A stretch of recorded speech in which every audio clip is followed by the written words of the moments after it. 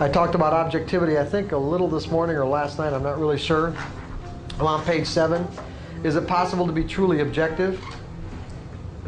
From a larger perspective, or from the largest perspective, we could say that we could share a reality. In other words, where you and I would be perceiving exactly the same things, the same information, and the same possibilities inherent within that information if we had simultaneous awareness of everything going on at once.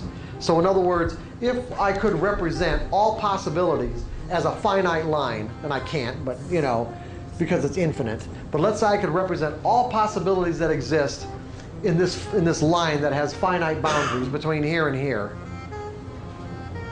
The only possible way that we could share an objective reality is if all of us had the capability of perceiving every possibility and every distinction in any given moment, because we'd be experiencing exactly the same thing. Are you with me on this? We'd be experiencing exactly the same thing because all the information that was available we would be perceiving in the same way. We'd be perceiving all of it. Remember, beliefs limit what we perceive. Beliefs limit what we perceive. So if you and I are operating out of different beliefs, which we are, it means that although we assume that everyone's sharing our reality in any given moment, because each of us think that our reality is self-evident. Now think about this.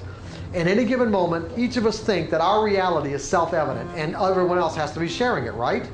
Why wouldn't we? Which of course is not the case. And the only way that it could be is if, again, we could have the capability of having simultaneous awareness of everything going on at once. If we have not evolved to that state of that place where we can have simultaneous awareness of everything going on at once, it means that we are perceiving something less than what's being made available. What we perceive in relationship to what's available is based on what we've learned to believe. If you and I have learned to believe different things, then we can assume that in any given moment we are not going to be perceiving reality in the same way. It's that simple. And so, from a macro perspective, we really can't be objective. However, from the individual's perspective, the micro perspective, we are the micro or the macro, okay? From the individual's perspective, whatever it is that we have learned to perceive out of what's available, we can be objective in the sense that, are we in a state of mind where we have access to everything we've learned? Is there anything about what's going on in this moment that's being blocked by some mechanism inside of our mental environment? If there isn't, then we are being objective.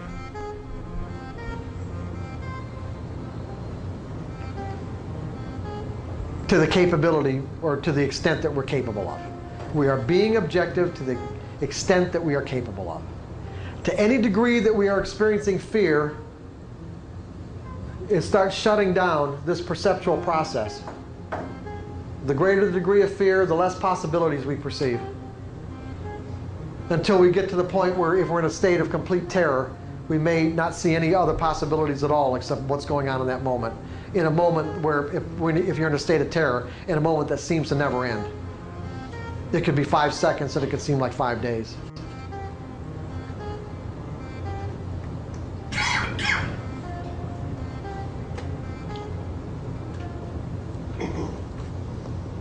Euphoria is exactly the opposite.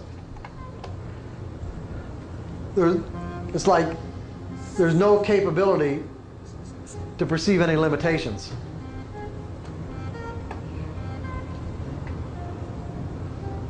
You've lost your capability to perceive any other possibilities other than, in a sense, it's not really, I don't know if it's really shut down. In a way, I guess even euphoria is kind of shut down your perceptual process in a way. I haven't really thought of it that way, but I think,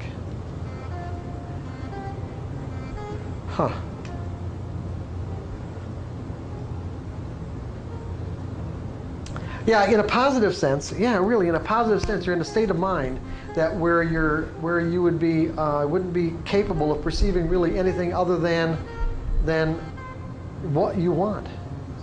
Success. You don't see failure. You're capable of perceiving any other possibility other than getting your expectations fulfilled.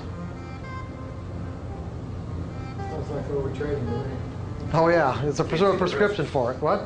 Yeah, you can't perceive the risk, right? Yeah, there is no risk. In a state of euphoria, there's virtually no risk. No stops. No stops, no nothing.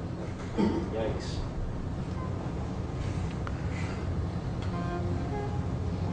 So does everybody understand the nature of objectivity and what's going on? Basically what you want to do, an objective state of mind for each of us as individuals is just making sure that we have access to everything we've learned. And our perceptual process isn't being shut down by some internal mechanism like fear. Or the potential to define and interpret information in a threatening way.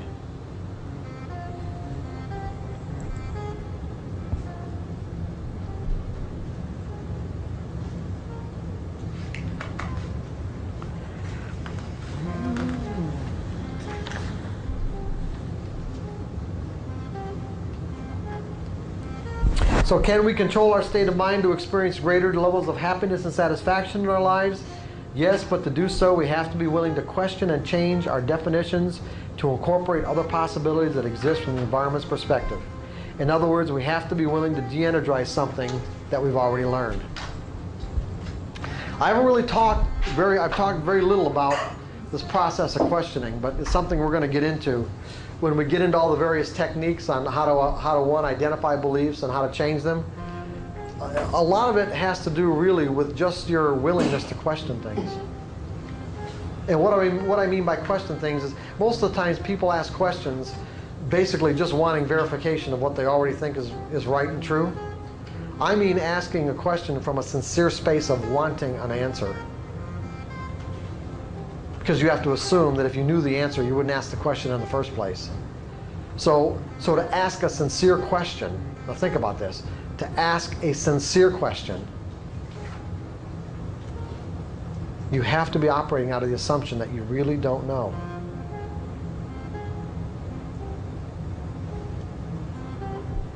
That's a really important distinction. Because what I'm saying is that when you ask a sincere question, it creates a vacuum in your mind that will be filled with information. It opens up the creative process. Asking a sincere question opens up the creative process. And you start getting access to what people might normally define as even inspirational information. Inspirational in a sense that is not coming from a rational thought process. It's coming from out there in the universe somewhere. It's hard to know where it's coming from. The best examples that I can give you of that is that The Disciplined Trader and Trading in the Zone were both written that way. You'll notice there aren't any footnotes in either of those books. And the reason why is because I did not refer to other people's work. I specifically stayed away from other people's work. Those books, both of them were written by simply asking questions. And the answer just got dumped into my brain. No different than someone writing a song, doing works of art. But the questions I asked were genuinely sincere questions. I really didn't have the answers. I really wanted to know. I had pieces. I had enough pieces to ask a question. And then I would just be in a situation where I was either doing some consulting or coaching work with somebody, and all of a sudden I would hear myself saying the answer to the question I asked maybe the day before or a few hours before. It's like I'm saying, oh my God, this is it. This is the answer. I've never said this before. I've never thought it before. And one of the things I did was I had this rule where I diligently wrote down. Anytime this happened, I always stopped and wrote it down, no matter where I was at. I don't care, the guy was paying me $200 or $300 an hour. I actually stopped the process, I wrote it all down, and then continued with the appointment. That always came first.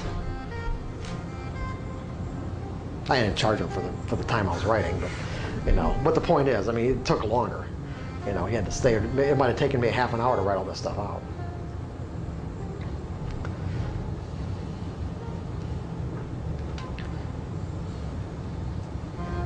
You will find if you get into this kind of process, you will find you can do the same thing with the market. You can simply ask where the next best edge is going to be.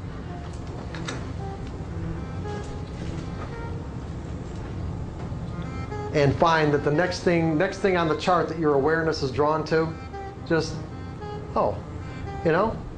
and see what happens. Back over just a second here. Oh, I heard something good there, eh, Dave? No, I'm sorry. When you're saying we're willing to question in order to change the state of mind, are you saying we're questioning the beliefs that are altering our state of mind? Are we getting at here? Well, no, what you're doing is just, it could be that. It could be any number of things. What you're doing is just, you're asking a question. You're asking a question because you want information. Now, a lot of it has to do with, just like you can say, asking a question for information that might be subconscious, or questioning a particular way that, particular belief that you might have, so that you can, like I said, you can experience. If you've noticed that there are reoccurring dissatisfying experiences in your life, that's the thing that I'm talking about.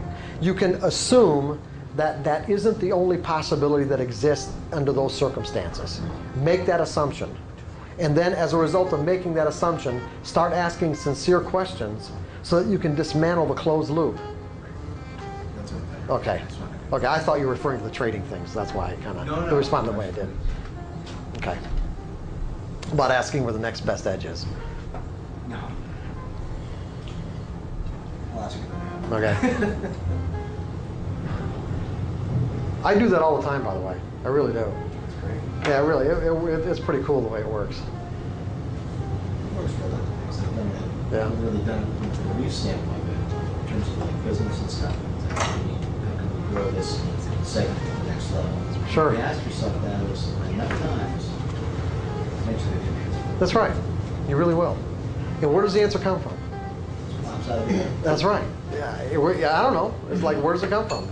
It's just, it's just like it comes from wherever. Your mind starts working on it because Yeah. you put it to it. Yeah, we do have the capability of garnering information and insight from out there somewhere that isn't inside our memory banks, okay?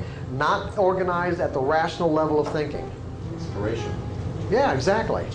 But like I said, you have to ask a question from a sincere space. Yeah, the power of questions. It is really powerful. Yeah, well, the wording has a lot to do with it. I mean,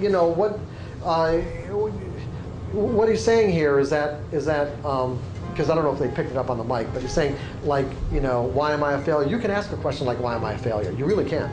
That's not a bad question to ask. However, but what you did say about properly wording the question, the wording has really everything to do with it. It really does. How you word your questions is virtually, well, I'd say, it's really important, I guess, because the answers you're going to get are going to be within the context of how you worded it.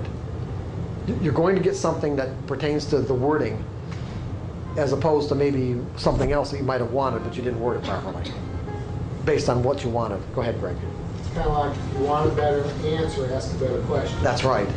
You're very good. That's okay. If that didn't get on the tape, Greg said, if you want a better answer, ask a better question, because you will get an answer that corresponds with the question you asked.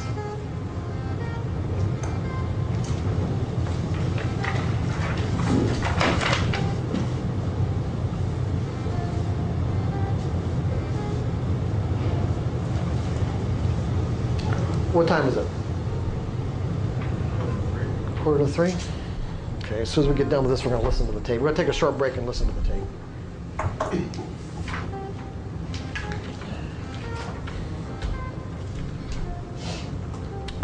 How we do this? We'll start from. I'm on section 4, page 9, and Roman, why don't you start with the first point and read that? We're going to go this way, like this. Just go ahead and read it. Everything we have learned throughout our lives is structured energy. Go ahead. This structured energy will operate inside of our mental environment as a source of power, causing us to perceive and respond to the outside environment in a way that is consistent with this energy. The environment can express itself in an infinite combination of ways.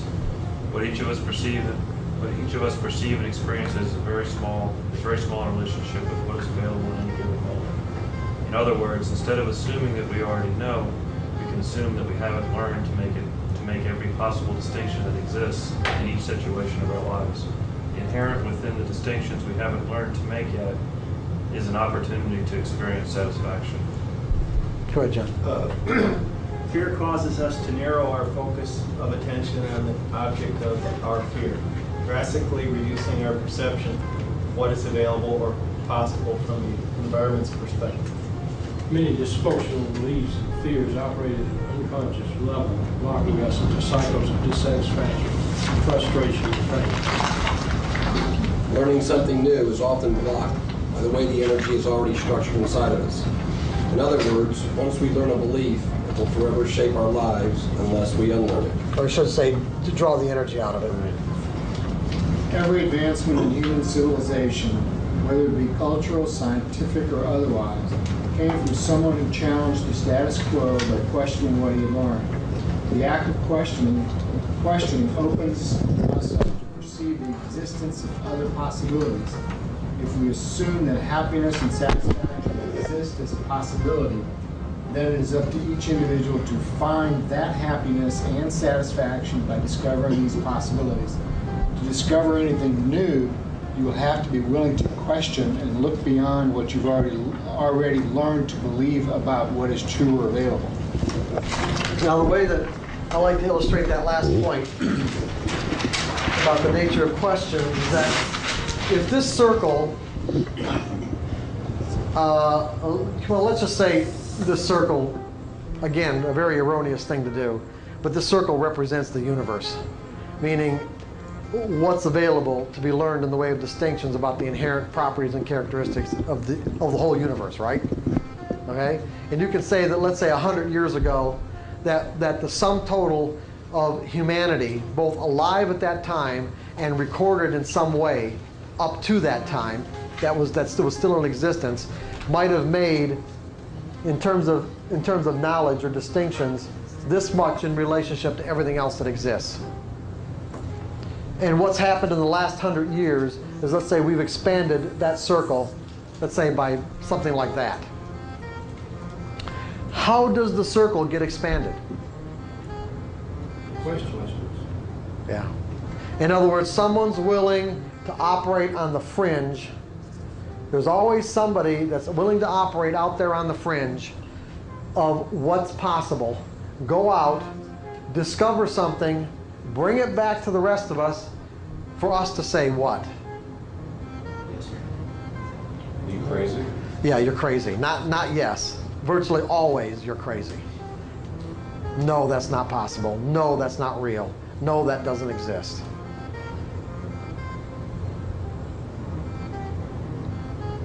And why?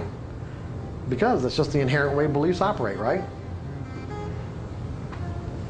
It's conflicting information, contradicts what we already believe to be true. Not true. But it might intrigue someone enough, another person, to go out there and come back and say, hey, this guy's right.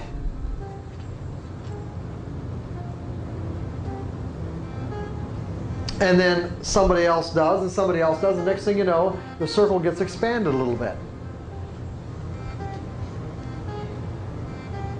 All of us are in this circle. If you take the sum total of everything that's in everyone's mind alive today, everything that's in the mind of everyone alive today, plus what's been recorded from human history that exists, that by this circle, then each of us are a part of that make up the whole. Are some percentage of that circle. So how do we expand our own circle? The same way.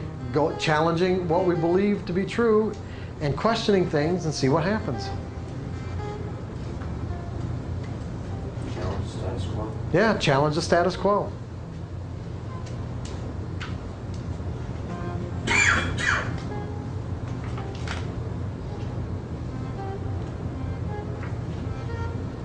It does seem as if that's what we're supposed to do. We are evolving into something. There isn't any question about the fact that humanity is evolving.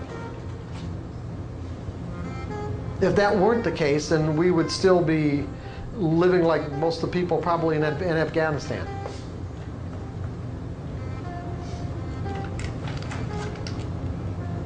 The sum total of humanity is evolving. There are definitely cultures that are not in the same, we're all not in the same spot, but we are definitely going somewhere.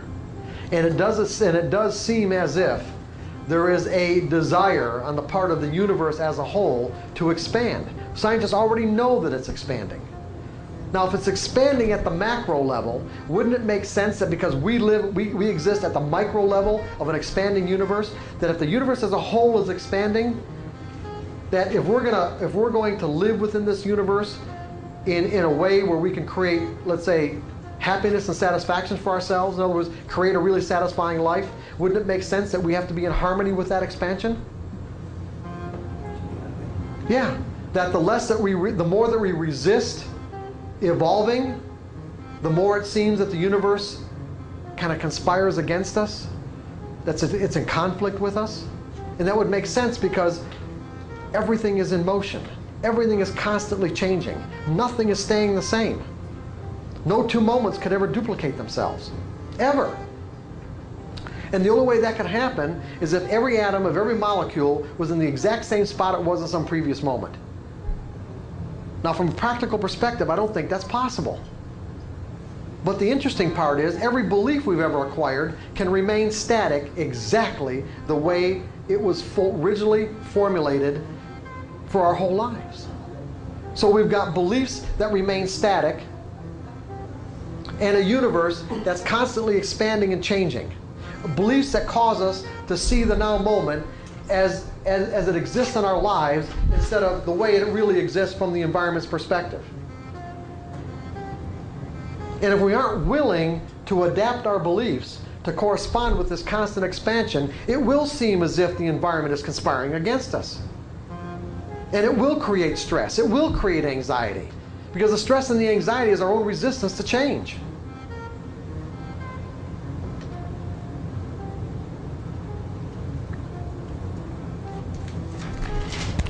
So let's take about a 15-minute break and we'll listen to the tape. From the Monroe Institute in Virginia, and they've been doing work in the area of how high-frequency sounds affect states of consciousness for probably over 40 years. They've got a real distinguished staff of doctors and PhDs, mostly from like Harvard and Yale and all your Eastern Ivy League colleges. And I started using their tapes many years ago, not only for myself, but to use in my workshops because I wanted a technique that I could give people that they could use to help them neutralize their fears. There's, specifically those 4 trading fears on being wrong, losing money, missing out, and leaving money on the table. That was effective. What's that, Jake? What? I don't know. It's not on any page. That was effective, but at the same time met certain criteria, and the criteria was this.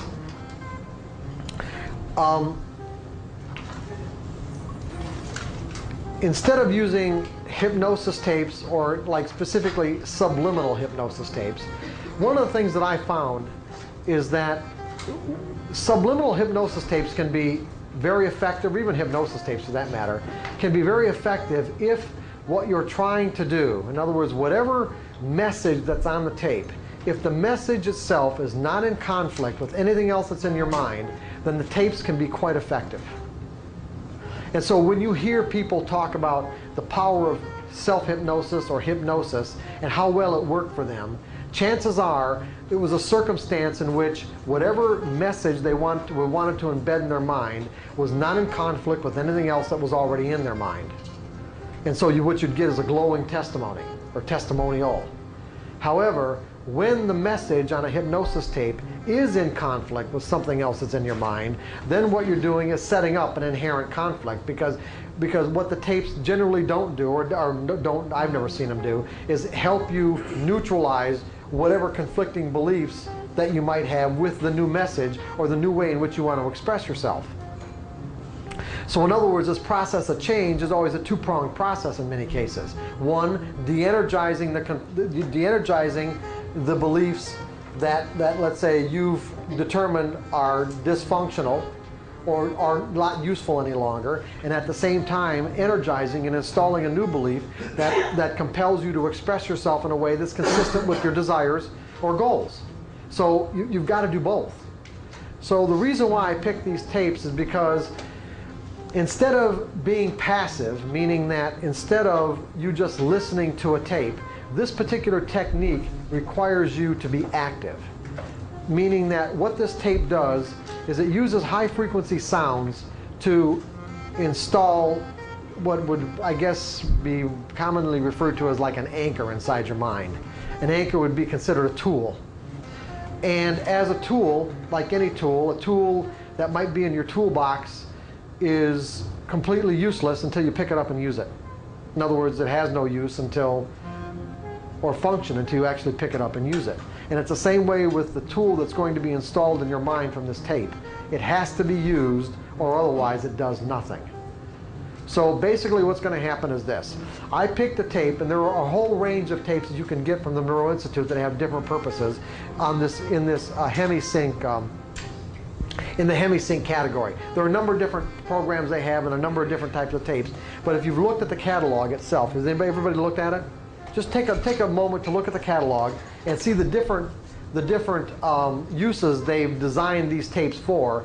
The one that I picked was the boy, that's where my brain is. What's that? The what tape did I pick? What? No, that's the name. That's yeah, DHAP. Yeah, I'm sorry. Okay, DHAP. You'll notice what does it say about the DHAP tape? To neutralize habitual behaviors. Go ahead. Eliminate or diminish undesirable mental, emotional, or physical habits. Use anytime you're about to follow a behavior pattern you wish to change. Break free of anger or old emotional patterns. Eliminate thoughts of failure or move beyond a cycle of negativity. Okay. See John Daggett.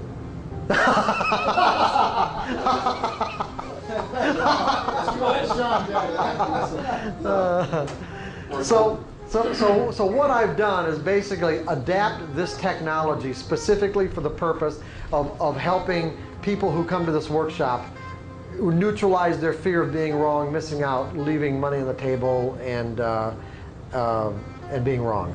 And we'll get into the actual techniques later on. In other words, the techniques of using, how we're going to use the tape, we're going to get into. Maybe not today, if not this afternoon, by the time you're done, tomorrow morning.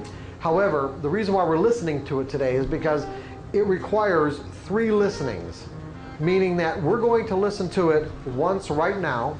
You're going to listen to the prep side of the tape. The prep side of the tape is just getting your mind prepared to get this function command installed when you listen to the other side of the tape, the DHAP side of the tape. You've got to listen to the prep side of the tape twice. We're going to listen to it now. I'm going to ask you to rewind it and listen to it again tonight. And then tomorrow we'll listen to the DHAP side. Now, all this tape is basically high frequency sounds, and you'll hear, I don't know if it's Bob Monroe any longer or a guy by the name of Mark, I don't remember his last name. But anyway, Bob Monroe's now dead, but he used to be the voice on the tape, and you won't hear him very much anyway. But there's a couple of things. One, the tapes are incredibly relaxing.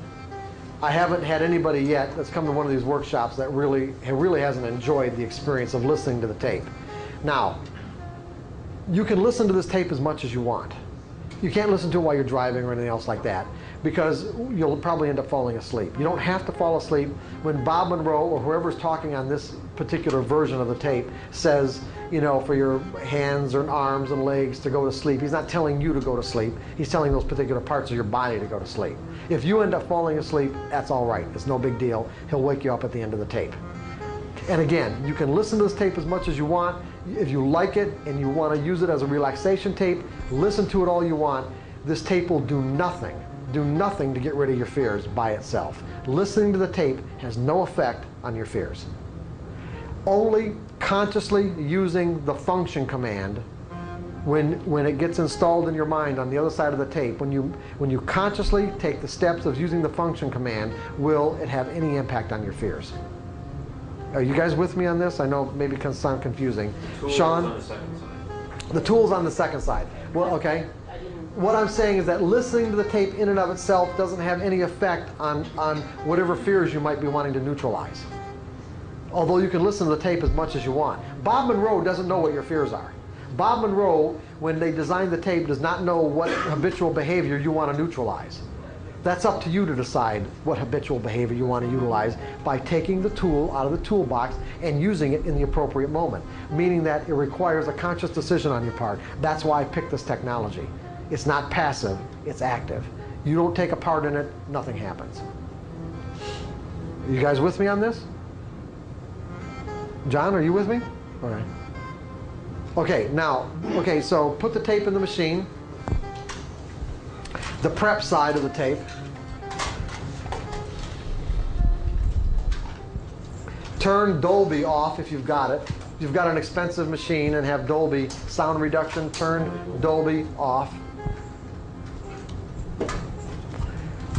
When everyone gets their headphones on, I'm going to tell you when to turn it on, and everyone turn it on at the same time so we're finishing at the same time. It'll last approximately 28 or 29 minutes. Sit back in your chair and relax and enjoy the experience. Don't turn it on yet. Wait till everyone's ready. And we might want to, I don't know if we want to turn those lights down, or can we do that? Anybody bring any incense? Yeah. Sage. Is everyone ready? Everyone ready to start? Yes? Okay, turn it on. Let's go. Where it weren't. Anybody sleeping? Where? Who fell asleep? What? What? Heard some snoring. Yeah, did you? Anybody got any feedback on the tapes? Was it generally a pleasant experience for everyone? Yeah. Your hand is numb? Yeah, these are really nice tapes in terms of, I mean, not only are they effective if you use them for the purpose for which they were intended, but you can also use them as just a general relaxation tape. As a matter of fact, how are you guys doing anyway? Does everyone want to go for another, let's say, half an hour, 45 minutes, or? Okay, good. Okay. Oh, he said we're wide awake now. Yeah, right. Great. Okay, good. What's that? What was that, John? I didn't hear that. That's the wake up. Every time you say 11, we have to send more money in.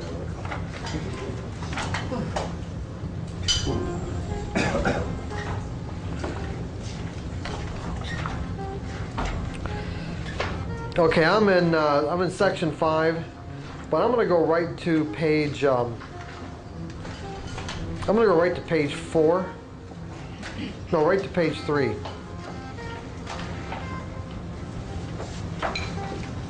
Page 3 at the beginning of the book. No, page 3 in section 5.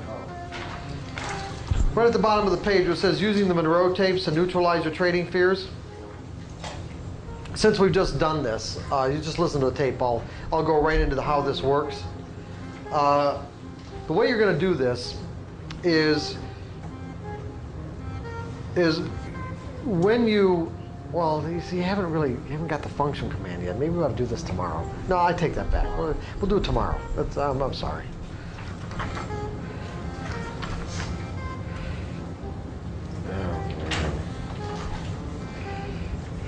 Go to section 6. Yeah, really. Problem is, I don't feel like getting into this right now. Hold on. What? No, hold on. That's all right. Hold on. Let me.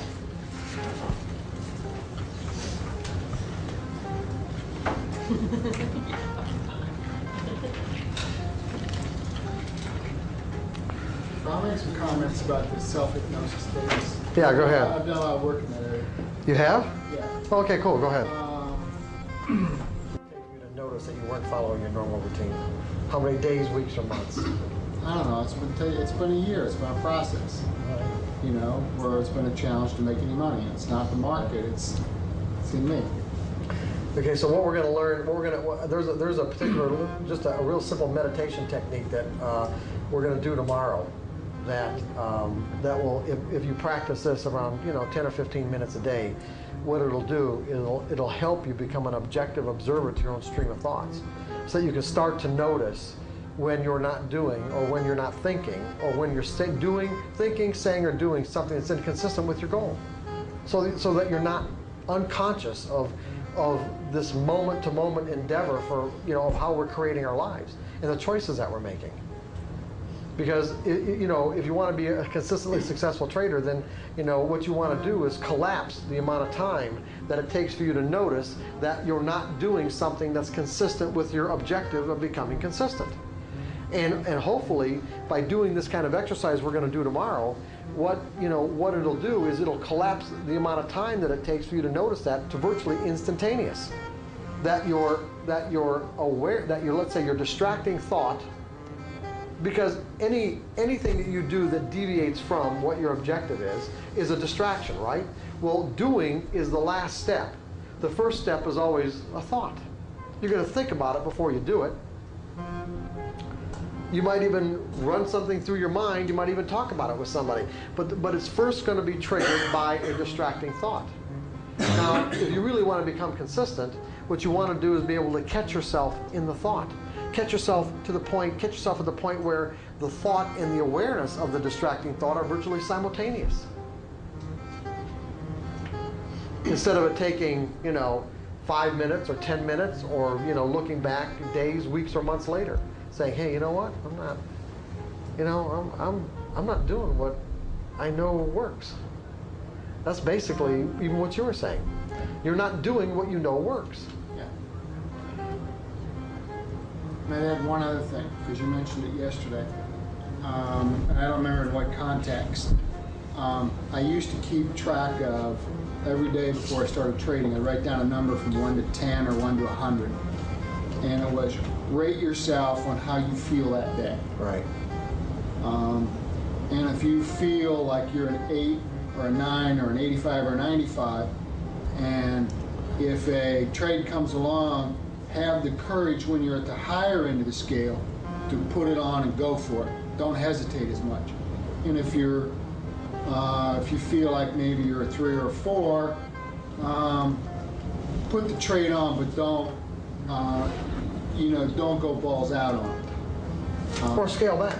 Yeah. In other words, it's a rating system to use you can use in conjunction with money management.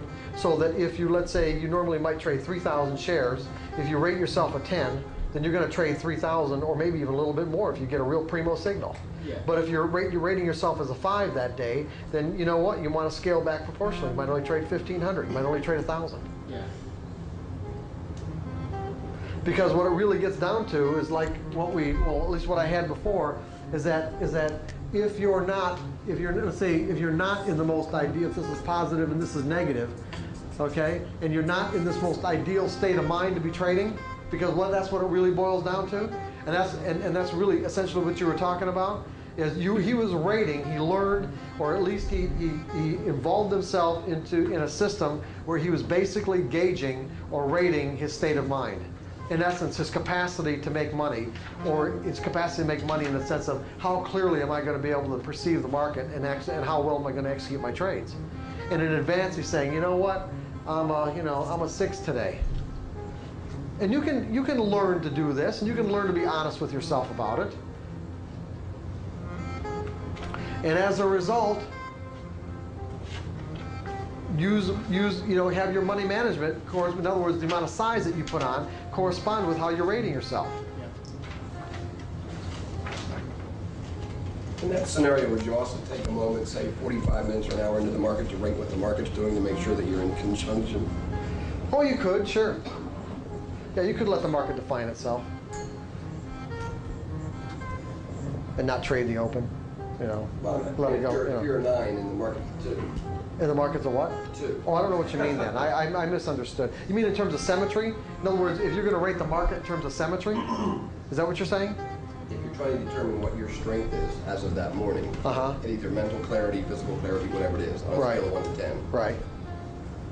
wouldn't it also make sense at some point after you've seen the way, not trading the open or not trading, just somewhere in that first hour, determine what your opinion of the market is that day on a scale of 1 to 10 to make sure they're in sync? Because if you're trading at a 9 but the market's reacting at a 2, Not really. I don't really. There's- Yeah. How are you trading the market? Sometimes you're more, maybe you can put into perspective. Sometimes I have a very strong, I feel like that I know what the market is doing good. I feel Yes, confident about that. Maybe that's Is that what you're going saying? to the rating. Is that you felt confident about how the market's unfolding, and yet the market isn't unfolding that way? Is that what you're saying, or? Because look at it this way, John. Even if whatever assessment that you might have about the way the market's going to unfold, okay, whatever assessment you might have about that or what the potential is, even if the market isn't doing what you thought, isn't that significant? So when you look at it that way, it's like. and you see it sooner if you're trading at an 8 or 9 as compared to a 3. Exactly, okay? So, yeah, so it's like you could say, hey, what's significant? Is the market following, the projected symmetry? And if it is, that's great. But if it isn't, that's telling you something too, isn't it? Right. And you're also going to get signals. You can also get a lot of signals out of that. You get sometimes more signals about what it's not doing in relationship to these significant reference points of symmetry as opposed to what it is doing. All would agree that we don't know what the market's going to do anyway. What's that?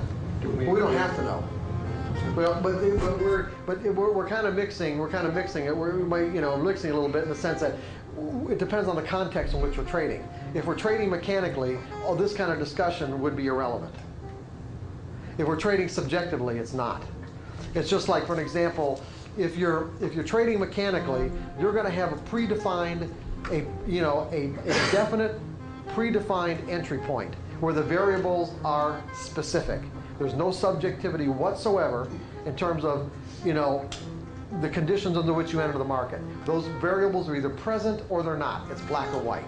They are present or they are not present. If they are present, you're obligated and committed to enter into a trade. If they aren't present, then you do nothing. But when you evolve into the subjective stage of trading, then you can use anything you've ever learned about the nature of the market to generate a signal to get in or out.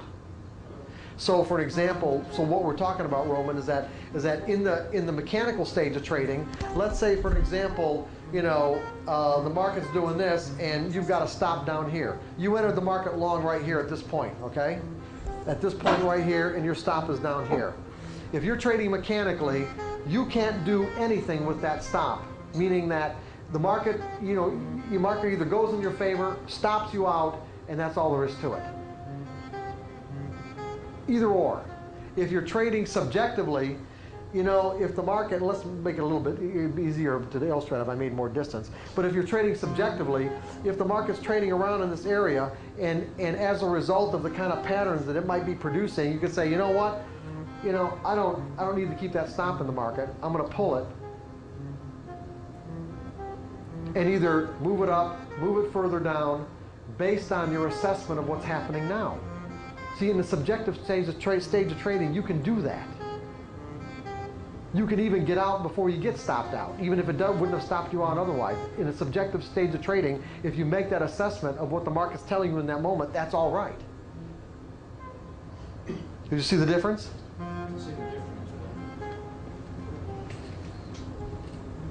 In the subjective stage of trading, you can do anything you want under any conditions that you want. If you put a stop in the market, you want to take the stop out, then take it out. You want to move it, then move it. In the mechanical stage of trading, there's no discretion whatsoever. What's that? Are you then changing the rules? Yeah, you can't. Going from mechanical to subjective. Yeah. In other words, you're either one stage or the other. If you're trading a mechanical stage, you can't change your rules in the middle of a sample size. You can only change your rules after the end of a sample size. So whatever you determine your sample size of trades to be, whether it's going to be like 20 trades or 25 trades, you are committed to take all 20 trades. You can't change anything in the middle or until you're done. But when when you've moved into the subjective stage of trading, I'm assuming that you won't do so until you have worked through whatever resistance you may have to thinking in probabilities. When you've worked through all that resistance and you're confident that you've learned to think in probabilities, then there's no reason why you have to continue to trade mechanically unless you want to, or unless you know that you have, let's say, a plethora of self-sabotaging beliefs that you don't want to get into, you don't really want to do anything about. Then what you do is you stay in the mechanical stage so that you can make a clear distinction between what you need to do based on your methodology and what your mind may be telling you to do based on the fact that you've accumulated too much money and you might start sabotaging yourself. Because at least in the mechanical stage of trading, you can make a clear distinction between what you need to do in any given moment and what you can't do. Whereas in the subjective stage of trading, that line is really blurred. And it is very easy for self-sabotaging beliefs to enter into the equation. Okay? You get the difference?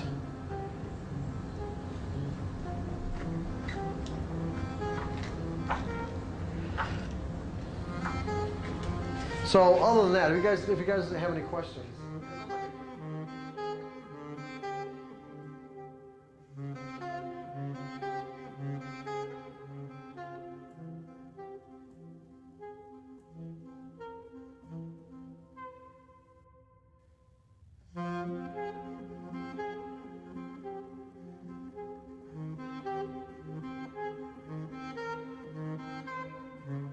I just don't want to do it. I'd rather do it tomorrow morning. What? Well, what stories you want? What do you know? Trading. Well, What was your best day? Well, there's probably one of the most interesting traders that I ever worked with was in the bond pit, and I worked with him for quite a while, and I'll give you something. I'll give you an example of when I said that it's your state of mind that'll determine your results as opposed to the amount of time that you expose yourself to the market or the opportunities. You could say that, I mean, this guy, he loved to trade, and he was back in the early 90s, one of the biggest traders in the bond pit. I don't know if you'd know his name or not if I said it, but he wasn't as big as Baldwin. But there would be times, his largest position he'd put on would be about 5,000 contracts, futures contracts, but his normal position was between 300 and 500 contracts. So one contract in Treasury bond futures, a one tick move, the smallest incremental move in Treasury bond futures is worth $31.25. So 100 contracts would be $3,125 or $33,125, and 500 contracts would be over $15,000. So his normal, let's say if you put on 500 contracts, his normal position between 300 and 500, one incremental change in price was worth about 15 grand in or out of his account. And the bonds, especially back then, they could easily move 10 ticks in a matter of seconds. So you're talking $150,000. And you could easily be subjected to 8 to 10 tick price vacuums, either for or against you. So you're talking $150,000 in a matter of moments. And like I said, there were times where he'd put on thousands of contracts, not just hundreds. So, Was he a scale trader? Scale trader? Did he scale into his positions as differentiation from scaling out? Well, sometimes he'd take on the whole pit practically. And I had many other clients in the bond pit who watched him and said that there were times it would be like watching Michael Jordan trade bonds. He was good. He was really good. And it was also that he just loved what he was doing. He loved being there every moment. It was hard for him to leave. And he really didn't give a shit about the money. And the money was truly irrelevant to him. In fact, out of all the people I've ever worked with in my life, I've never met anybody who was on the extreme, I mean, way over here in terms of how little money meant. Just didn't matter. But he had other problems.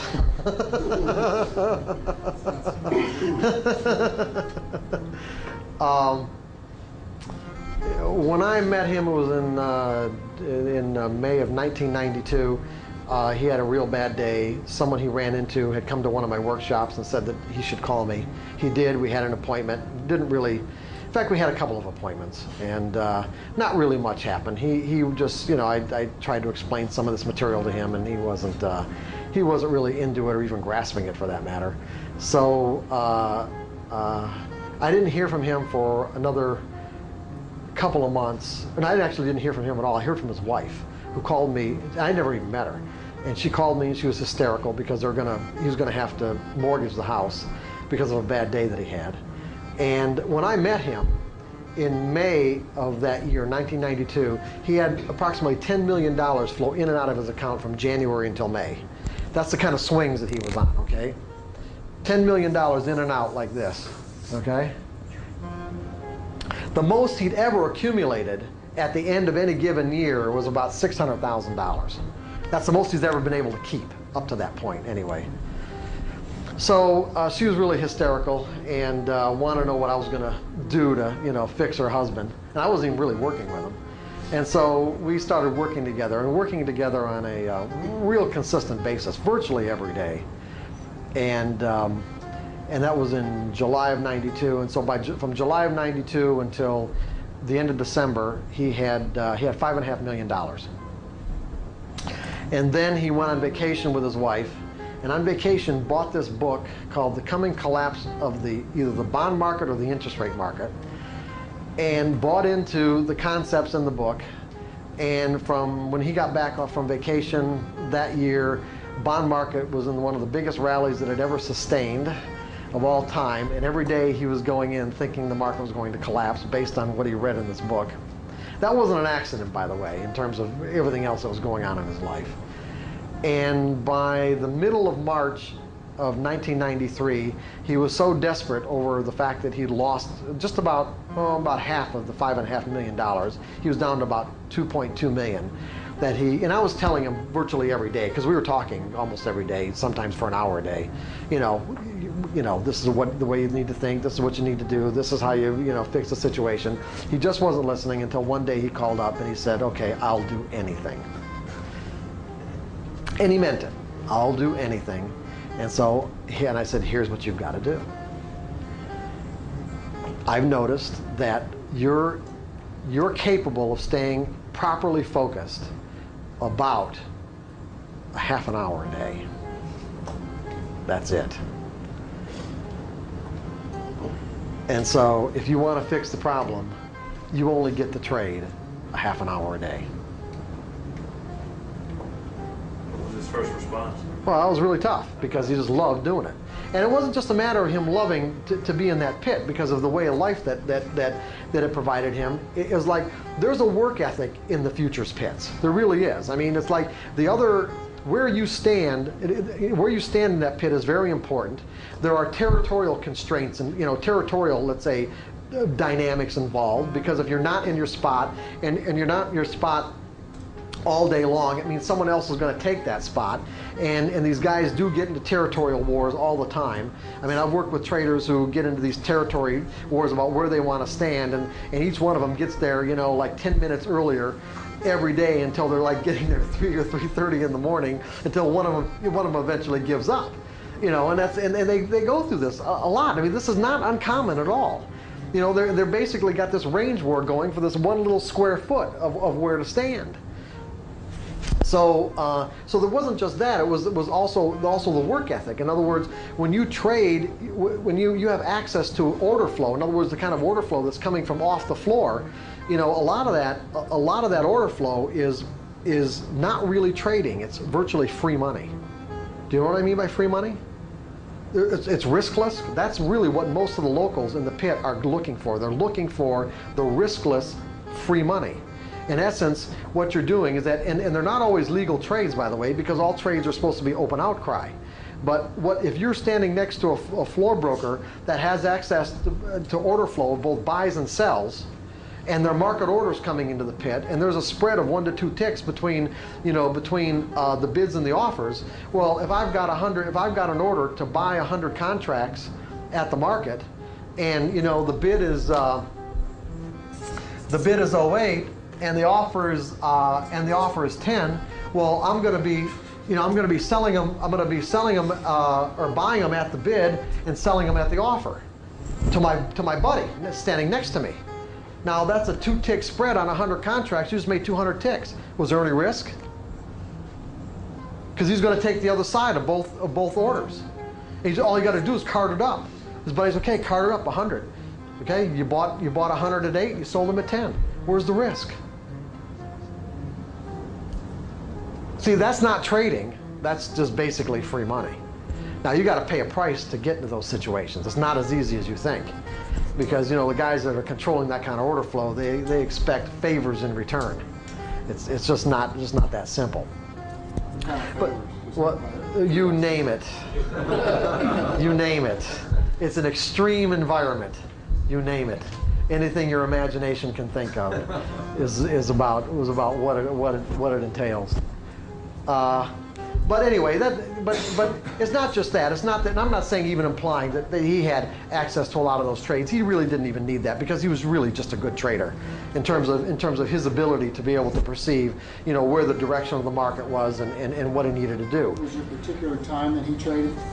I'm going to get into that. Okay, and that's really part of the whole story. As a matter of fact, it's an important part of it. In that, like I said, he loved being down there. He loved doing what he was doing, but at the same time, his ability to remain properly focused was about a half an hour at the very outside. The rest of the day, he was just all over the place. So, and you got to keep in mind one thing: when you're trading at a level where each tick might be worth $15,000 or more, it doesn't take much to screw up. Now you're standing in a pit. You've got literally, I don't know how many guys can stand in the bond pit, over 1,000, I think. And they're all screaming. They're all in close proximity to one another. They're jostling with themselves. They're screaming in your ears. You're getting pencils poked in your body, your face, or whatever. There's all kinds of bodily smells going on. There are guys who do not want you to make money, okay, and will purposefully distract you. There's a lot of things that the order fillers do to suck people into a trade, big locals, to take the other side of a trade, where they know for a fact that that someone's going to hit the market with a huge bid or offer. They're sucking you basically what they virtually know is a losing trade.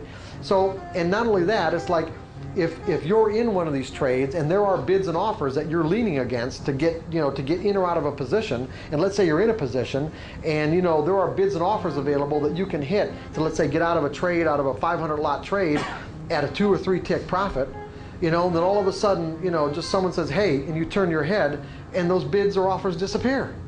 And next thing you know, there might be 2 or 3 ticks lower. Now you're looking at a scratch where you had like on a 500 lot trade, you had 1,500 ticks available to you. Now you've got 0. You're going to scratch a trade, or you're going to think you're going to get your 3 ticks back, okay? Or now it's 1 tick against you. Now you got 500 ticks against you. Now you're a 500 tick loss, 1,000 tick loss, 1,500 tick loss. So yeah, okay. What are you going to do? What are you going to do? And you're thinking about, if I just hit that damn bid for the 3 tick profit.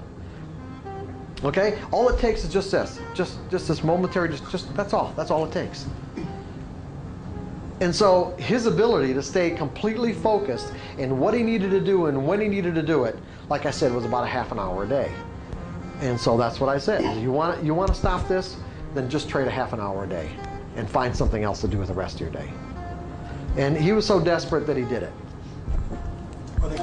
No, wait a second. Go ahead. Most people to stay at that level, it's just your body's working on it's such extreme sense of awareness that it is hard for a lot of people. Oh yes. Oh, absolutely. Longer than that. Oh, absolutely. It would be the equivalent. The kind of stuff that he did was equivalent to if you can imagine being in the 7th game of an NBA playoff. Okay, the score is tied and there's 1 minute left. Okay, you're talking intense. Every day. Yeah, this is every day, right? This is every day, all day long. Intense. So, and in trading in the zone, there's an analogy that I use where it's like someone building a bridge over the Grand Canyon. Okay, like when you're trading just one futures contract, you build a bridge over the Grand Canyon. It's like, okay, the bridge is, the bridge could be as wide as this room. What's the possibility? What are the possibilities? I'm going to walk over this bridge and I'm going to fall off. Even if I'm staggering. Okay, it's like I got a lot of room, a big margin for error, right? Now I could fall off, and next stop is a mile down. But as you start trading in higher volume, meaning that as your contract size grows, that bridge, the equivalent of that bridge, basically narrows. Narrows to the point where you're trading 500, 1,000, 2,000 contracts. You're basically on a tightrope. Okay, now you're on a tightrope over Grand Canyon. And what does it take to knock you off? Well, if you're on the tightrope over Grand Canyon, it could take just not even a very hard breeze, but a relatively gentle breeze might cause you to lose your balance and fall off.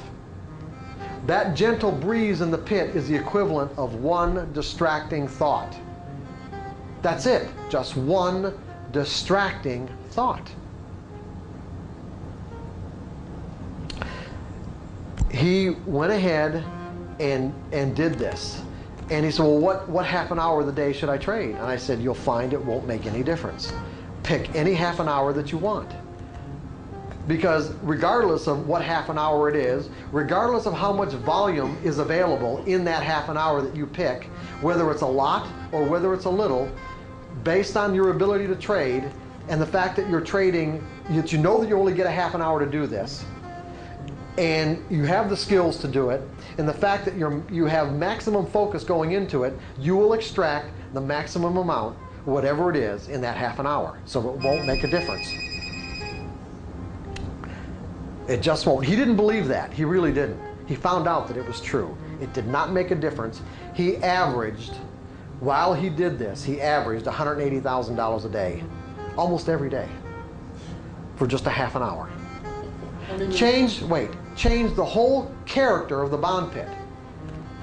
The whole character of the bond pit, because all these other people in the bond pit who are there grinding it out all day long are watching him stroll in, stay a half an hour, and walk out with a whole boatload of money. And they're thinking, hey, what am I doing?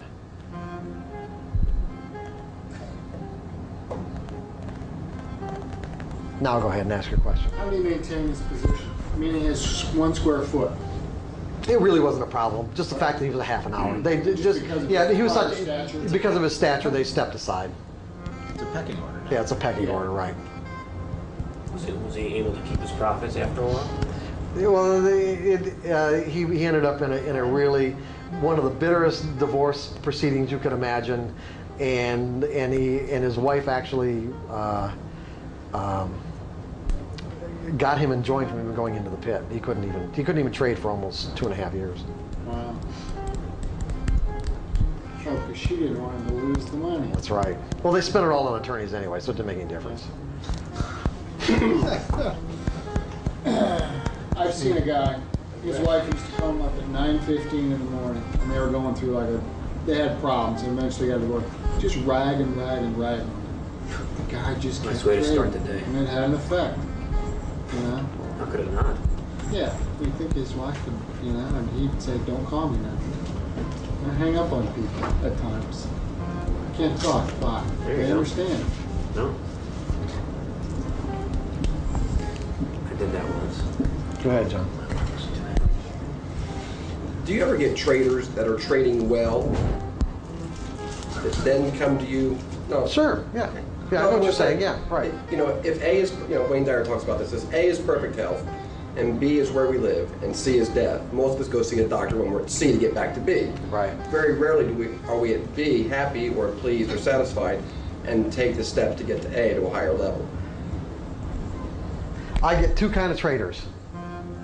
Okay? Or I don't really do much of this anymore, but I used to get two kinds of traders. The ones who were really successful and just wanted to become more successful, and the ones who were in a state of absolute desperation. Everyone in between, pretty much no. If someone's trading at the high end of that, Is there more room? Oh, there's always more room, absolutely. So are you looking at their behaviors and finding out that they're successful in spite of some negatives, so if we pull the negatives out? Sure, absolutely, yeah, absolutely, absolutely. But you can't see it as a trader until someone observes the patterns. It's difficult unless you've acquired the kind of skills that, would take a long time to acquire. It's a lot easier for someone else to, to spot it.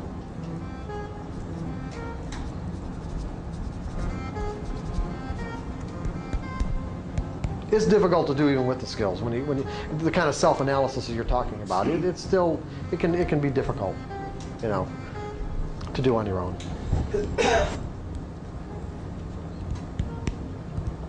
Some of the beliefs that we have are so entrenched and create such create these kind of closed loops that are really difficult to see into on our own, because our lives are in a pattern that is so self-evident that it's almost inconceivable that we could even question the pattern, because it's been a pattern that's existed all our lives. So therefore, it is a fabric of reality instead of just something that I learned and I'm perpetuating it over and over and over again.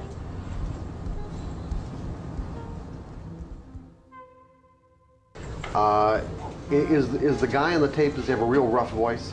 I think it's the same. It sounds like him. Is it Bob Monroe? It sounded like an old. Okay. Yeah, And it then sounded like an old. and at the end of the tape, wake up! Does he do that? No. Oh, he doesn't? Fortunately, he doesn't do that.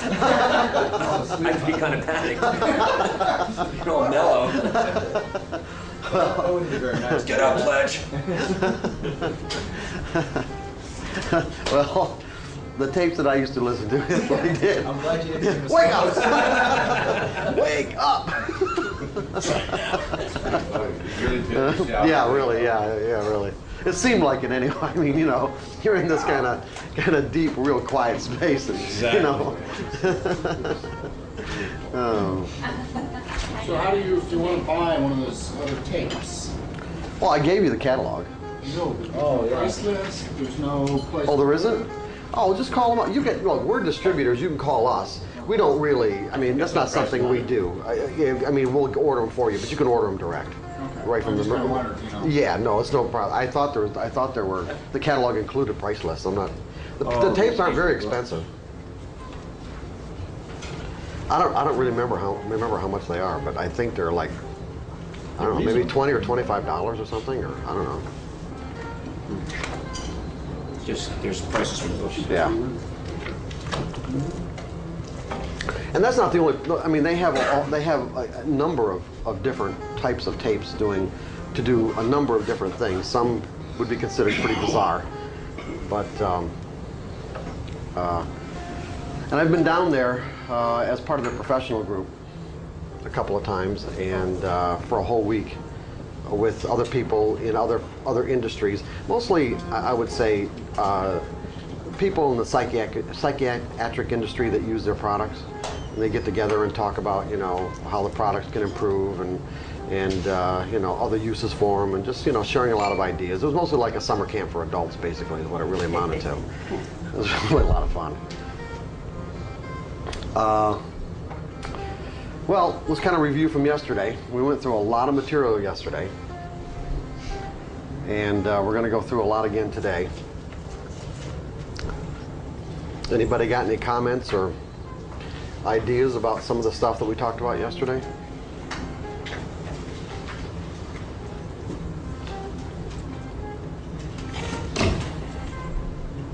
Everybody's really just just at peace with all this and ready to go, huh? Go ahead. Go ahead, John. No, I think if you, on the way home, if you think outside the box. I came here with different agendas other than trading. Because what I challenge myself with every day, trying to think outside the box, how to look in the mirror and become better. And if you take the time to do that, and you have the courage to actually look in the mirror and look deep, I mean, some of that stuff yesterday was life-changing. And you're just not going to get that. I mean, you get access to that information with yourself. Just if you're open to it, it can take a wound and heal it immediately. That's right. Absolutely. I mean, we're going to get into in just a little bit, what I call like a practical philosophy for change, and just a real practical way of looking at why consciously altering ourselves and changing ourselves and adapting ourselves can be so rewarding, because I think it's really one of the keys to happiness. But it does, you know, the fundamental component is what John just said. A willingness to think. A willingness to think, what he, as he referred to as outside the box, but basically just a willingness to think. Because nothing constricts what we can think about. Nothing. Only one thing. Let's put it this way. Nothing can limit what we can think about except for one thing. And what is that? Beliefs. What? Beliefs. Nope. Fear. Fear, which would mean which would mean what? What are the implications of lack of fear? Or what are the implications of a fear of thinking in a certain direction? Because you limit yourself to things, you're not open to all the data that's available to you. Okay. Well, I was just thinking like just a lack of willingness. That's the only thing. No desire.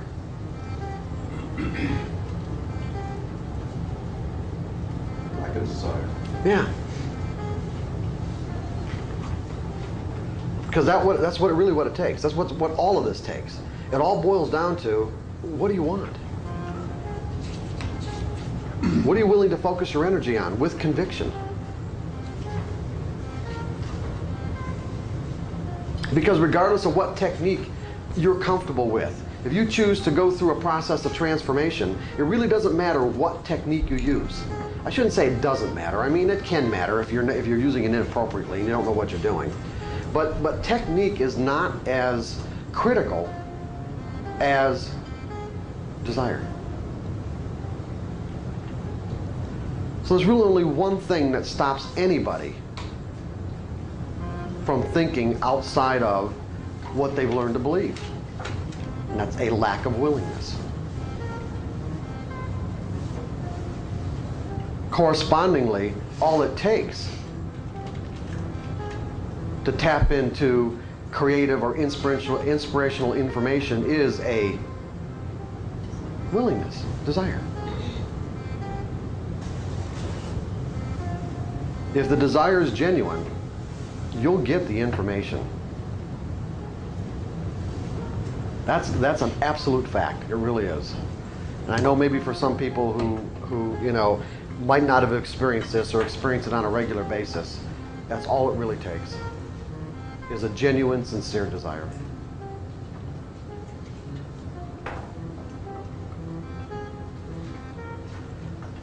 And if you try it and you don't get the information or don't get any information, then I would say that your desire was not genuine and sincere.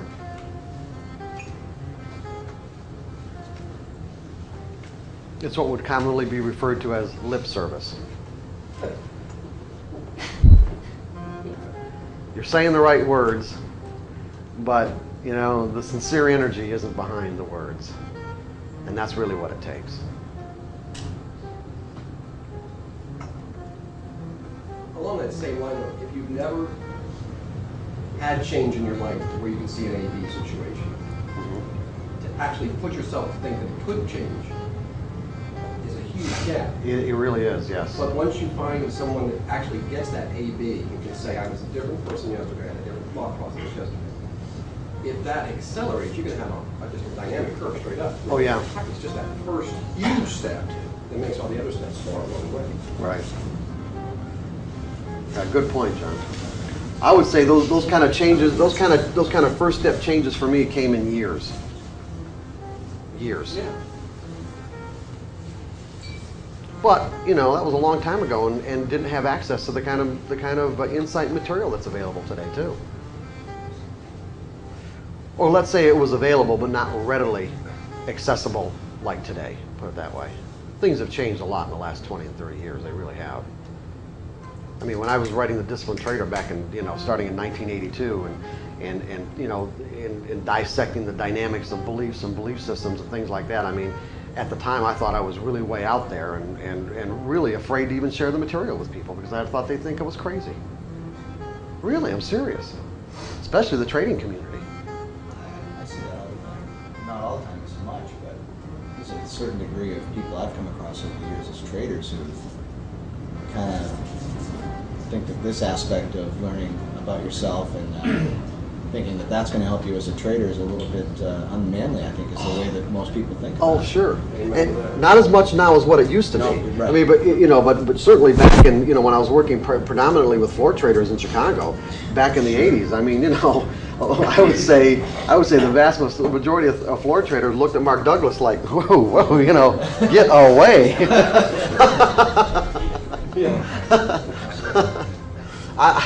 I've spoken at conferences. There was the first conference I actually spoke at. Tim Slater invited me to speak at CompuTrack in 1980, April of 1983 or 1984. I don't remember. And down in New Orleans, and it was kind of amazing how the chain of events occurred to even me getting that invitation in the first place, because it was just really bizarre circumstances. Or synchronicities that were really that were kind of mind-boggling to me. But anyway, I was invited to go down there to speak, and one of the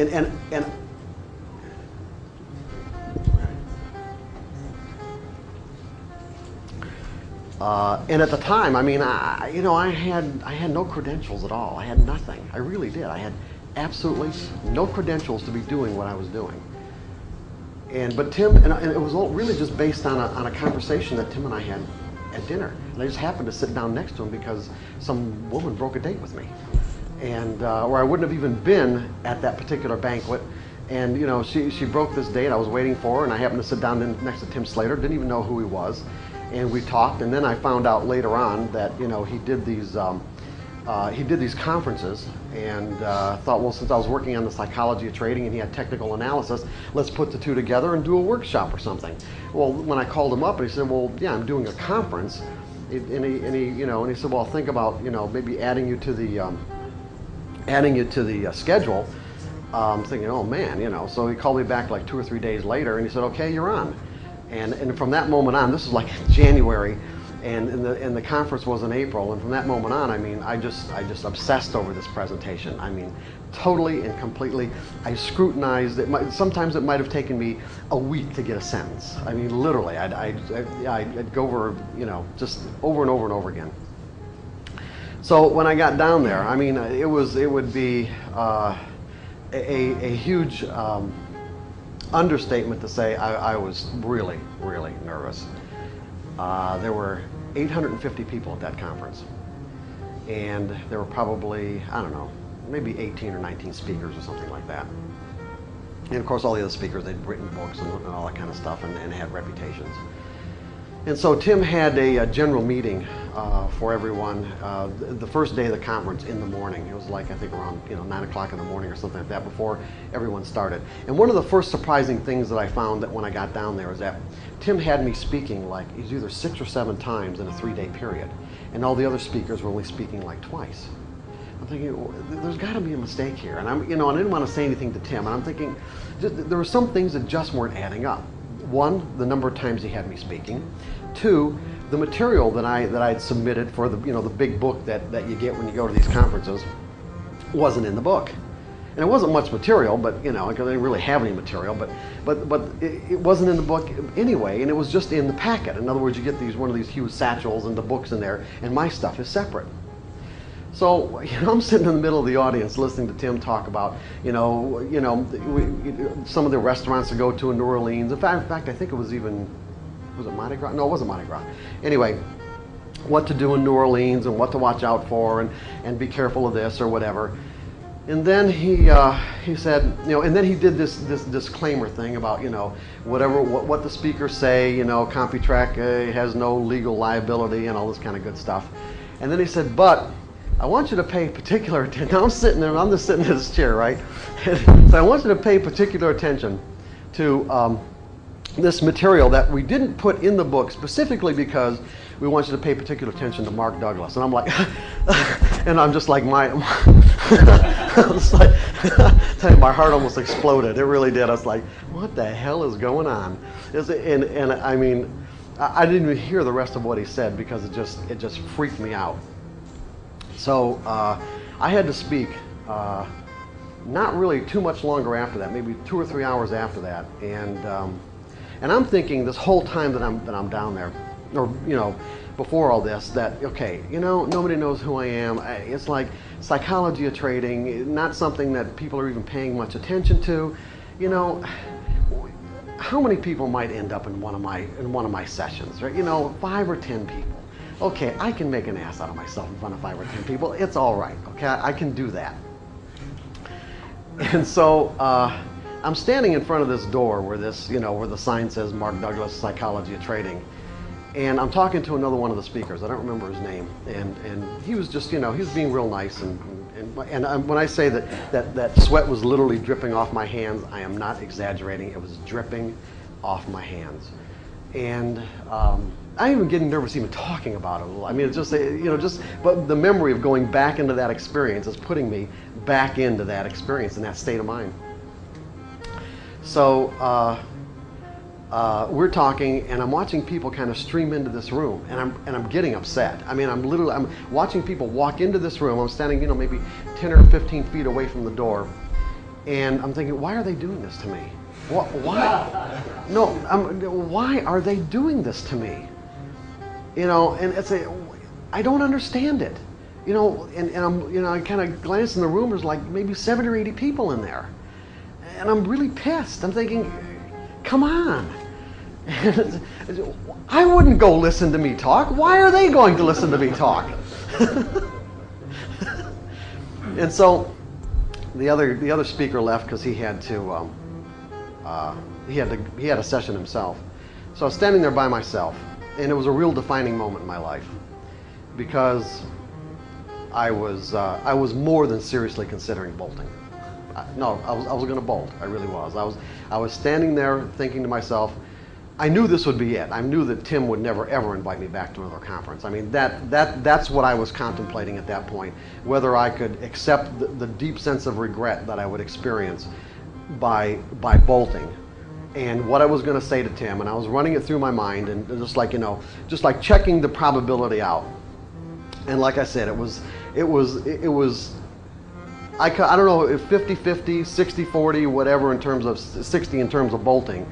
But just at this right moment, I mean, like I said, this defining moment as to whether or not I was literally going to run, this person came up to me, and someone was going to walk into the room. He walked over to me. He saw the name tag, and he says, "Oh," he said, "You're Mark Douglas, right?" And I said, "Yeah." And he said, "Well, shouldn't we get going?" And I said, "Okay." And I walked into the room, and it was really weird because once I walked into the room, and because they didn't have anybody introducing you or anything else like that. It was just, you just did it on your own. Once I walked into the room and got in front of everybody, I was fine. And not only that, I didn't even use my presentation. I just spoke spontaneously off the top of my head. And I had to, because that first presentation was a little bit shorter than the 2-hour presentation that I prepared for.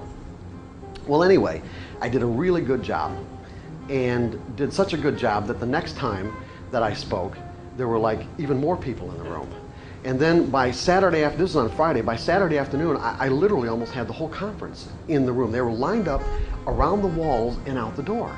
And I mean, it's just, and there were the same people that were coming to these presentations over and over and over again. And I was just like, I was really astounded, absolutely astounded. Until Sunday morning, I was in an elevator with somebody, and then I figured out what was going on. Like, what was this phenomenon? And some guy, he looked at me and said, "Oh, you're Mark Douglas. You're the guy that's making us all feel good." Now, that was not my intent for my presentation. But I mean, that wasn't the goal of my presentation. But as it turned out, I was giving people information about the nature of trading that they never ever heard before, meaning that there isn't anything wrong with you. Because back in the early 80s, especially futures traders, everyone lied about their results. Everyone was losing, literally everyone was losing, and everyone was saying that they were winning. And so all the people that were saying to their friends, "Oh yeah, I'm doing great," but they were losing their ass, and their friends were saying, "Oh yeah, I'm doing great too," they all thought it was just them that was lying. they didn't know that everyone else was lying too.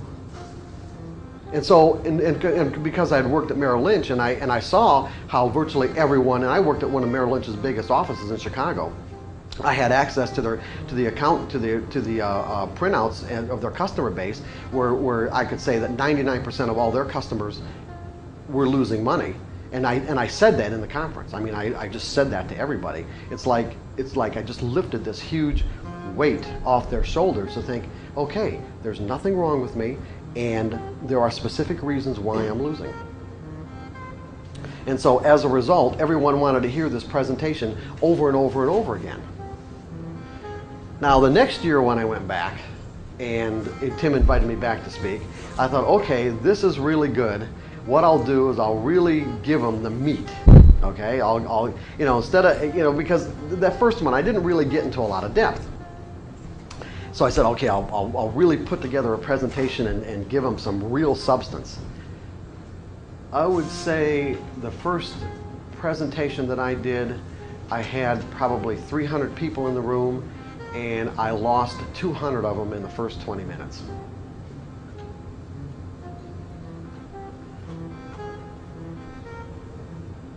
And it's been like that ever since.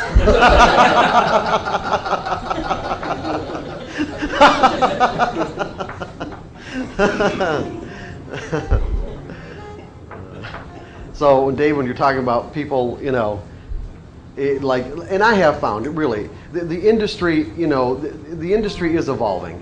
Back in the early 80s, this message just was not very well received at all, especially if there's any depth to it. But, things are changing a lot. They really are. Which reminds me of the very first time I ever did a 2-day workshop. It was sometime in the late 80s, not late 80s, maybe 1986 or 1987. I was doing 1-day workshops, but I'd never expanded it to a 2-day.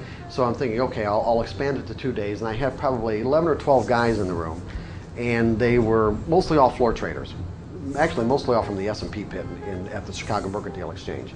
And so it just so happened it was in October, in the weekend where you have to turn your clocks back. And I'd forgotten all about that because I was preoccupied with the workshop. And so I got there, I got to the workshop about a half an hour early. And of course nobody's there. And I think it was supposed to start at 8 or 9 o'clock. And at the time it was supposed to start, nobody's there.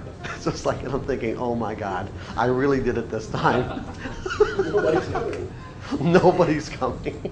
Until somebody finally showed up and I figured out that I didn't do my clock, so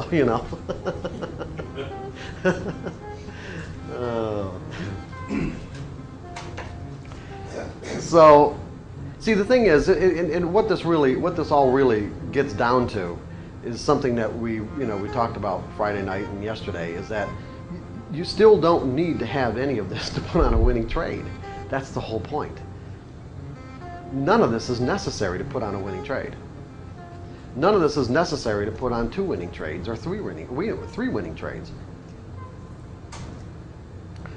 But eventually what we all find out is that we can put on winning trades. But there's a huge difference between being able to, or let's say, getting a few winning trades here and there, or even on a consistent, a fairly consistent basis. There's a huge difference between that and, of course, and what your bottom line results are when you experience huge drawdowns or a series of drawdowns as a result of mental errors. And when you become dissatisfied with that, you start looking for something to remedy the situation.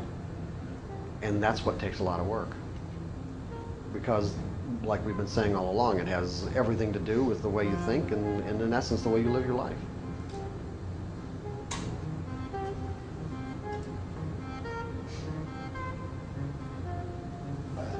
So I'm clear on kind of where we're probably going to be going today.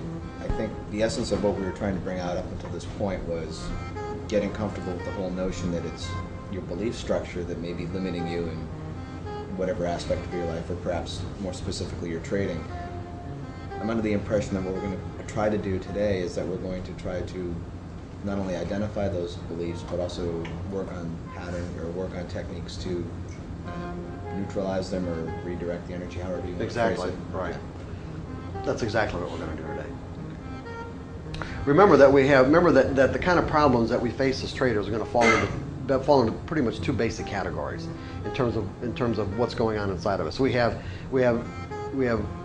a like genetically encoded ways of thinking, meaning our minds are wired to think in certain ways that cause us to believe that what we're experiencing in this now moment is identical to something that's already in our minds as a memory. That's a problem. Because we know what's the reality of the situation. What's true? What's really true? Every moment is unique. And see, because of our mind's inherent, propensity to associate, it's that mechanism that we have to compensate for. So we have to do something specific to compensate for that mechanism. That's one of the things we need to do. Because the reality is, every moment is truly unique. That is the truth. Our minds make it seem as if this moment can be identical to something I've already experienced. Sometimes there'll be a correspondence, okay? There will be enough of a correspondence that we'll experience some degree of satisfaction based on what decision we make, because our minds associated this now moment, this unique moment, with some memory that we have. But as traders, there's too much of a capability. There's too much of a potential, let's say, to make catastrophic errors by allowing this mechanism to cause us to think that we know what's going to happen next. See, so what we want to do is take that gap away between the reality of each moment being unique and what our memories say, and say, you know what? I need to install a mechanism in my mind that will not let me think that this moment is anything other than unique. That's what we're doing.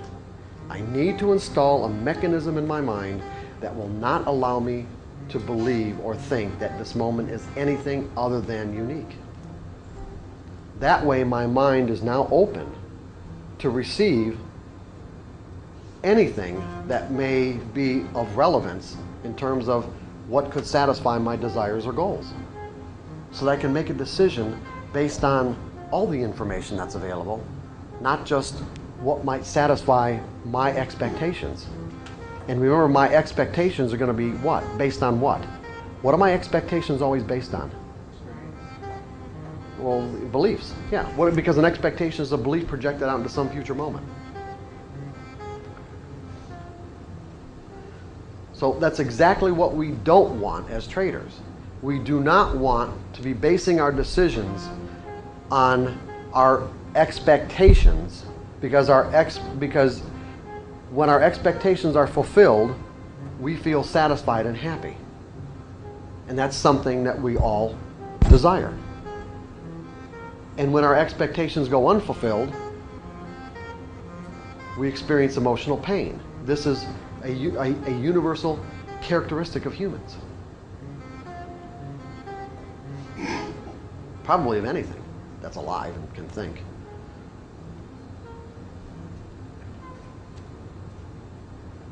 We've got cats, and when they don't get to go out, they're in emotional pain.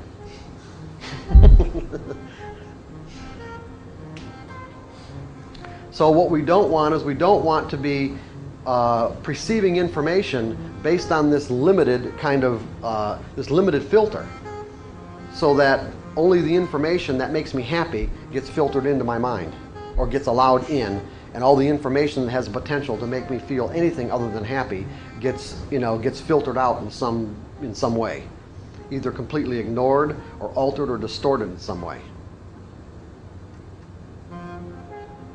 So we need that mechanism.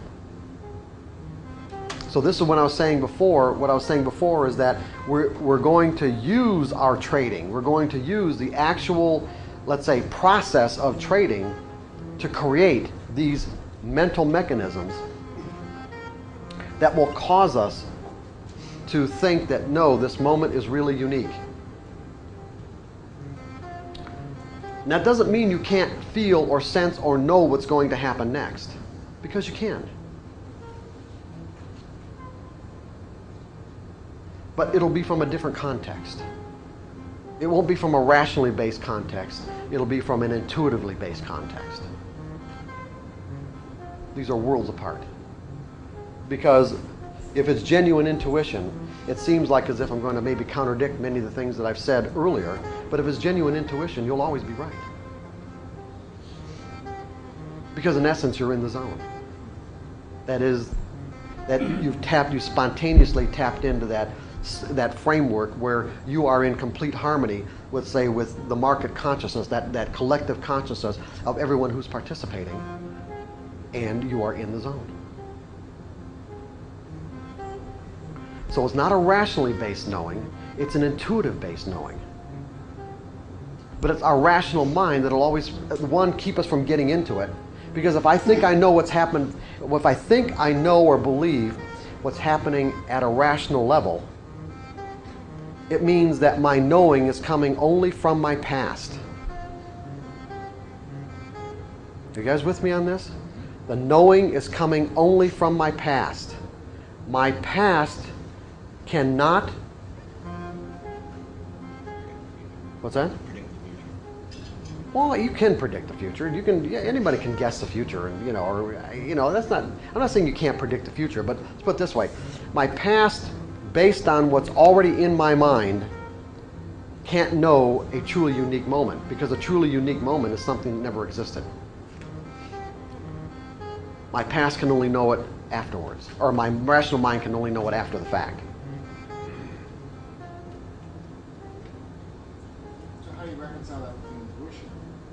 If your intuition is saying go, go, go, go, go, and Your intuition won't say go, go, go, go. Intuition doesn't work like that. Intuition isn't compelling in any way. Your rational mind is compelling. You feel compelled to do anything, it's coming from your rational mind.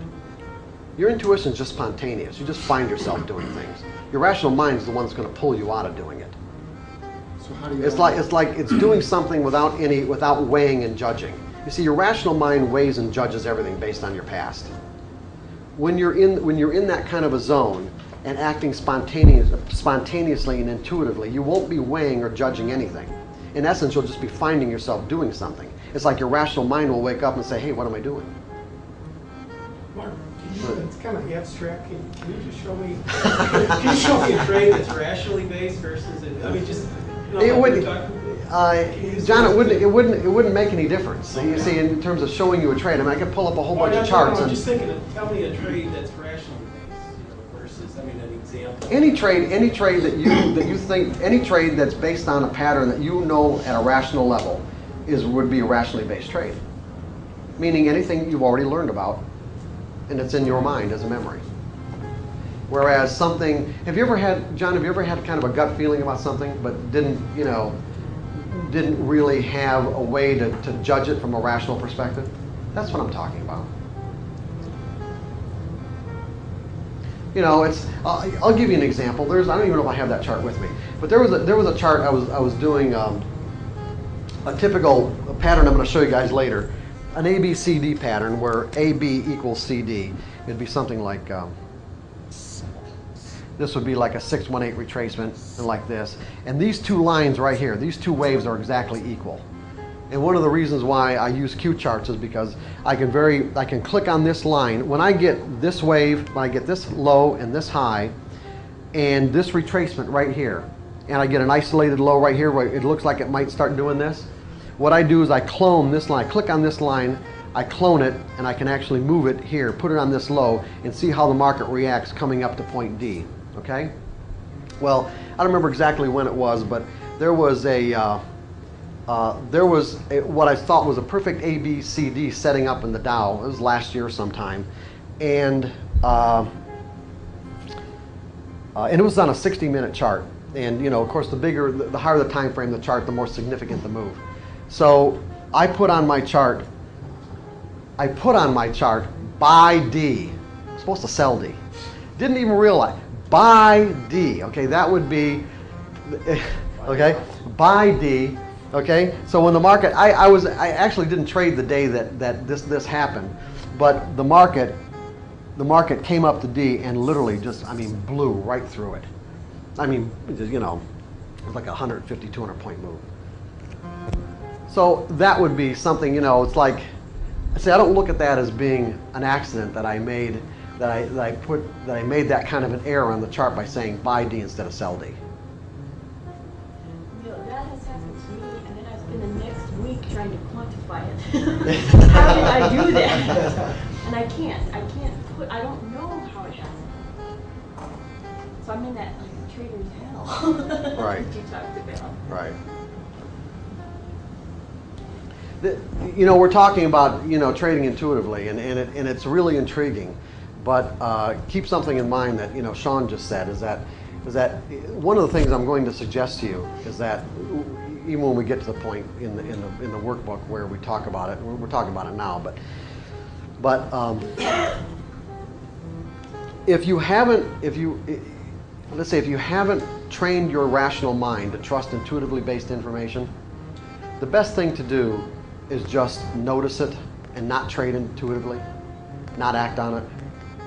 Just notice it and write it down and pay attention to it, that every time it happens, so you can start building a backlog or repertoire of rationally based information saying, I can trust this.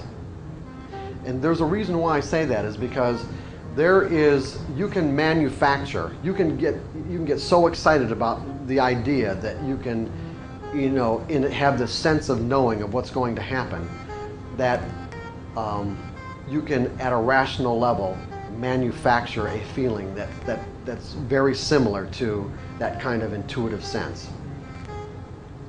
And the problem is that that manufactured feeling isn't intuition, and you will virtually always be wrong when you're operating out of that sense of, let's say, I call it like a hope that feels like intuition and genuine intuition. What you really have to do is get yourself to the point where you virtually have no potential to hope whatsoever. Like, why would you have to hope for anything? Once you really trust yourself, you don't have to hope for anything. So if you still have the potential to hope that the market does something for you, and that's in essence what you're saying. I'm hoping that the market does this. I'm hoping that the market does this for me. And the only reason why you could hope that the market does anything for you is because you don't feel like you have the resources to trust yourself to do it for yourself. Otherwise, hope wouldn't exist. So as long as you have that potential to manufacture that sense of hope that feels very much like intuition, where you'll find it very difficult to make the distinction between the two, the best thing to do is just not trade intuitively. In other words, don't act on it right away. Let yourself work up a nice repertoire so that you can start trusting yourself. Trusting it, put it that way. And that might take a long time. You took the example of buying pullbacks, Mm-hmm. right? You get a narrow range day or something and you're looking to buy over the top of that. And you say, okay, the rational idea is it's pulled back, we found another level of buyers at this price, and so I'm buying over that resistance prior day. That would be a rational thought, correct? Yeah. The intuitive side would be, it's pulled back 3 days, I'm going to go bid here because my gut is, or I intuitively think, most pullbacks last 3 to 4 days, and I'm hoping that I get the bottom.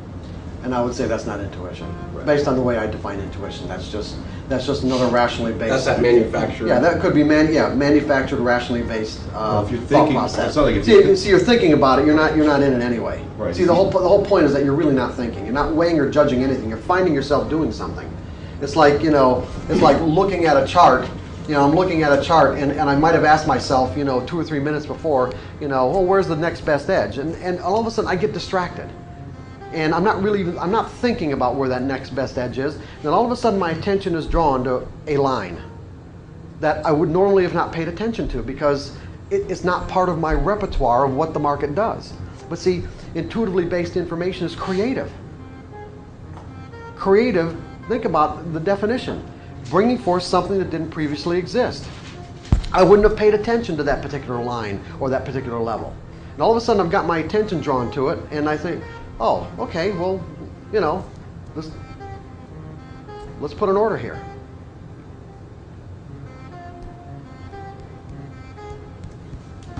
No weighing, no judging, really no thinking. If you're weighing, judging, and thinking, it's not intuition.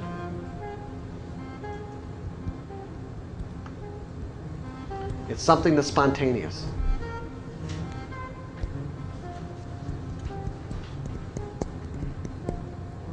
It's just like when I'm writing Disciplined Trader and Trading in the Zone, and a technique that I'm going to give you in a few minutes. I'd ask myself a question. Now, if think about this. If I ask myself a question, if I thought I really had the answer, I wouldn't have asked the question in the first place. Meaning that I really believe I don't have the answer. I'm not trying to figure out the answer. I'm not doing any analysis, like going through all my memories and trying to work something out, trying to figure out a problem. I'm not doing that. I don't have the answer. And then I forget about the question. Or in that moment. I mean, just you get distracted, you start doing other things. Then all of a sudden, it's like, boom, the information just gets dumped into my brain, or I find myself speaking it without knowing it. That's the kind of stuff I'm talking about. I didn't think about the information that's in my brain. It's now there, and I got to write it down. And I find that if I don't write it down, it evaporates, and I can't reconstruct it. I can't tell you, how many times. It didn't happen that many times because it was just too painful. But the number of times it did happen where I didn't either write it down right away, or I put it in my computer, didn't save it right away, and something happened to my computer and I lost it. That was like, and then try to reconstruct it at a rational level, I couldn't do it.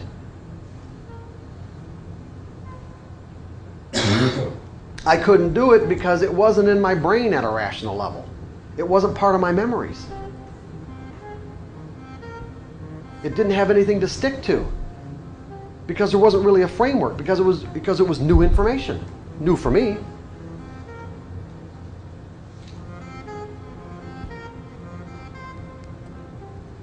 So I'm not weighing, I'm not judging, I'm just asking a genuine question because I don't have an answer and I desire the answer. And if the desire is genuine, you will get an answer that corresponds with your question.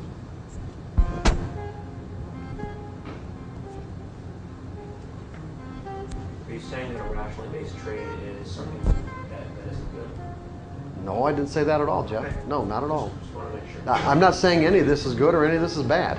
It's just all a function of what you desire, where you want to go, what you want for yourself in your life. Because the ABCD that you were talking about is a rationally based trade. Yeah. Well, Okay. Jeff, I trade rationally. Okay. I'm not. Okay. Don't get the impression that this is what I do here. Okay. Not every trade is intuitive. Okay. I'm just giving you examples of times that it was. Okay. Ask me a question. And also, I'm not at a level in my life where I completely and absolutely trust it either. As a trader.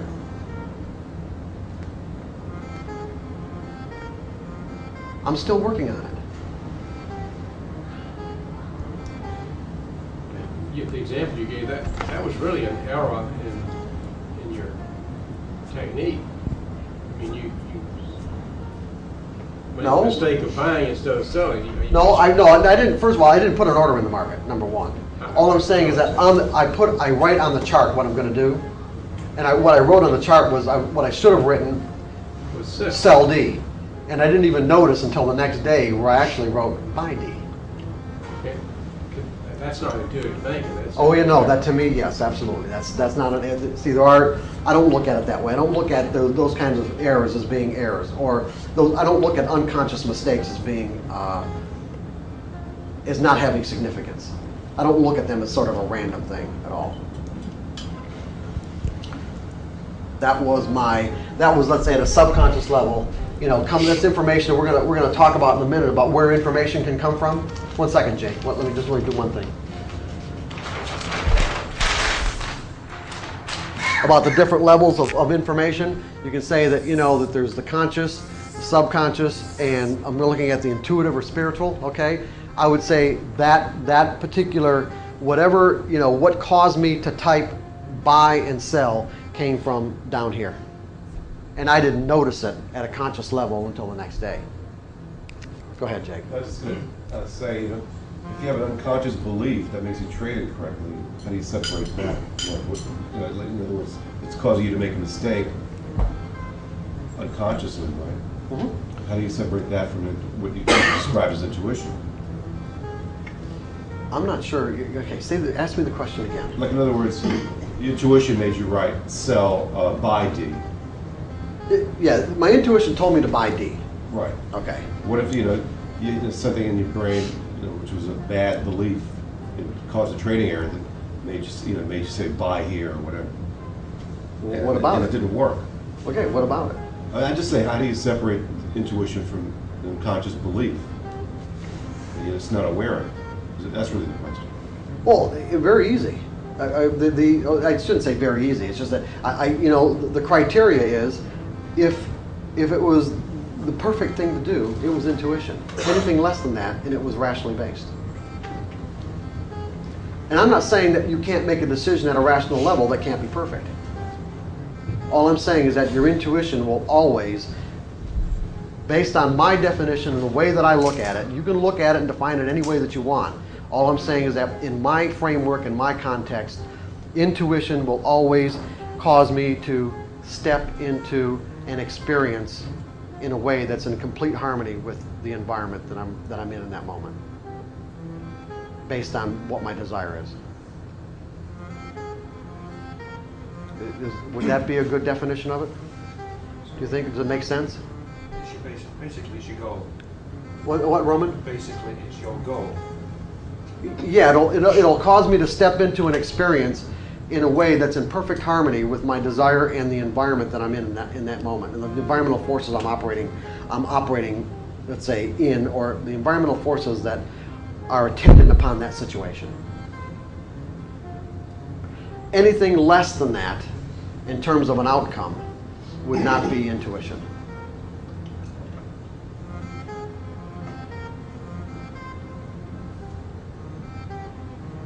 I know this is really kind of hard and abstract stuff, but you guys can listen to the tape over and over again, or watch the tape, and as a result, start doing your own explorations in terms of how this works in your life and how you might use it. And let me say something else too. That about 5 or 6 years ago, I was invited to speak at the first annual Intuition conference that was in San Diego. And there were, about 200 or 300 people there, and people from all over the world who investigate the nature of intuition. And one of the things that I came out of that conference with was that nobody could agree on a definition of intuition. Not that there was argument. I'm not saying that people were fighting each other. They weren't. I'm just saying that all the different definitions were mind-boggling. Okay. So I'm just giving you one. I'm not saying there aren't more. Do your own investigation and go on your own path and find what works for you. But and I was amazed too at all the different ways that intuition worked in people's lives. I was stunned. So to take a phrase out of anybody read Conversation with God books by Neil Donald Walsh? Mine is not the only way, it's just another way. So I would say that.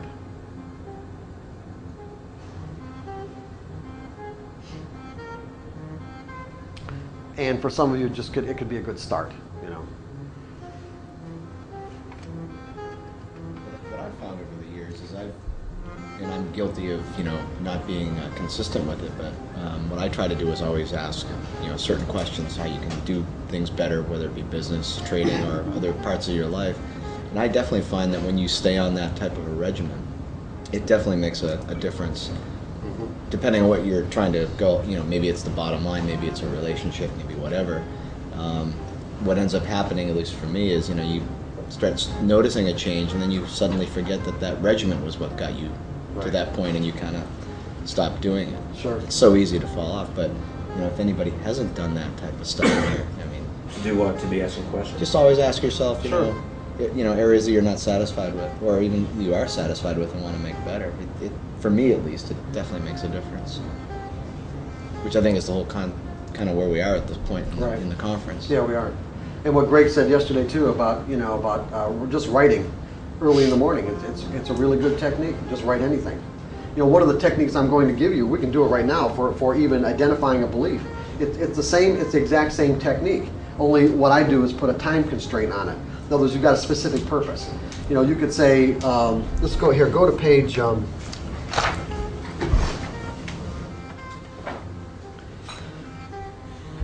Go to page 1 of section 5.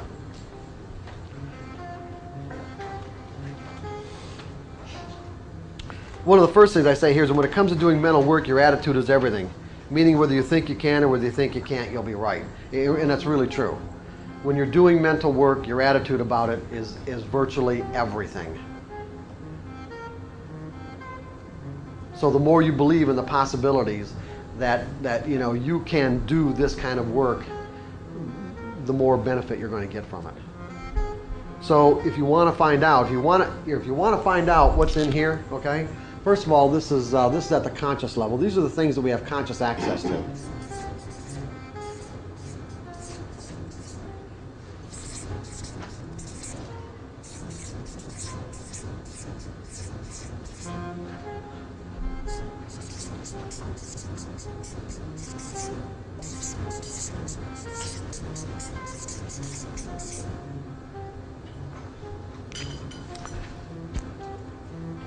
You may have conscious beliefs that you have that are in conflict with your desire to accumulate money as a trader. There may be some subconscious, okay? Remember I said yesterday that I think this line between conscious and subconscious is really artificial?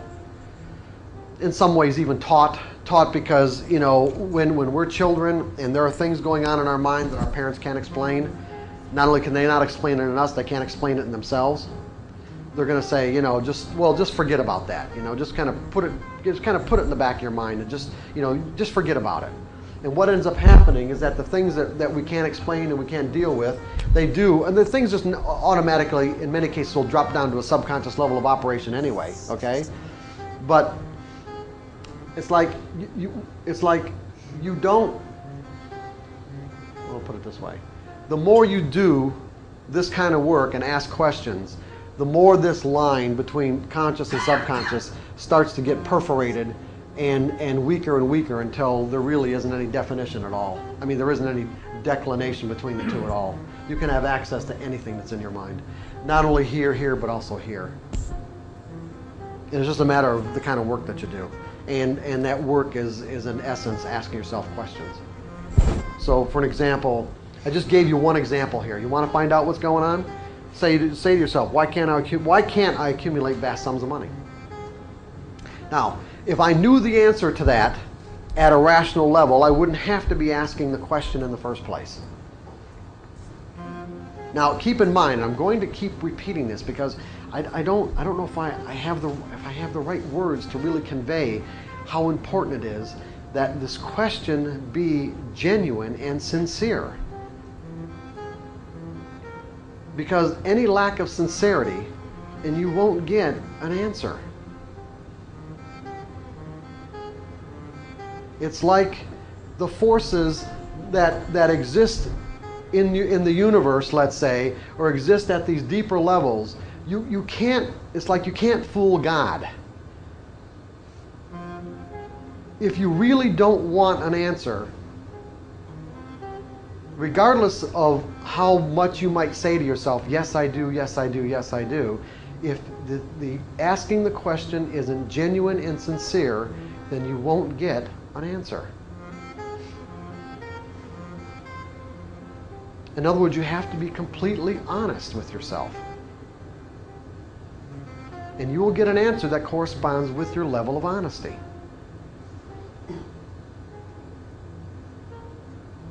So if you're asking a question that you sense you're afraid to get an answer about, then, ask another question that you might not be so afraid about getting an answer. But that you can say sincerely and genuinely that I really do want an answer. I really want to know. Then write that question at the top of a piece of paper.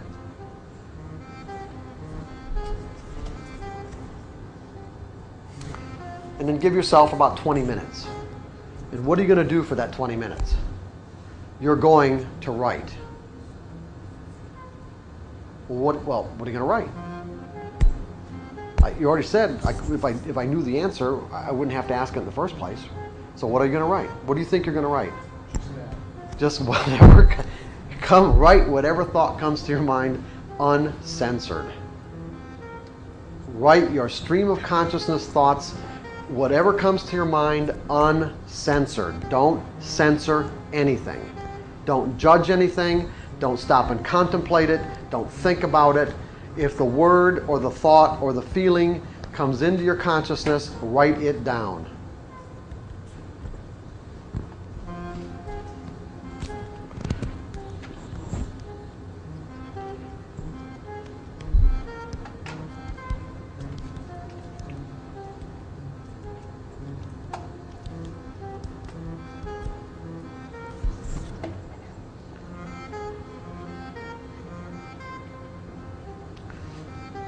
And after 20 minutes, you can go back and reread what you've written. In other words, hopefully, once you get used to the idea of writing uncensored, you're going to find that you lose this kind of conscious thought process of judging what you're writing. In other words, you won't be judging it. You're going to so busy trying to write your stream of thoughts that you're not thinking about what you're writing. And then when you go back and reread it, what are you going to be reading? You're going to be discovering yourself. You're going to be reading something that came from your mind onto that piece of paper, and you should have, what'll hopefully end up happening is that you'll read something that corresponds to the question that you wrote. You'll have at least an answer or part of an answer, and there should be enough there for you to ask another question, or to stimulate another question, and then put that question at the top of a piece of paper. And keep on doing it until you get to the source of the original question of why can't I accumulate vast sums of money? Because it may be, that's a big one, by the way. You can do smaller ones, but working on one like that could take quite a long time. Yeah, more than 20 minutes.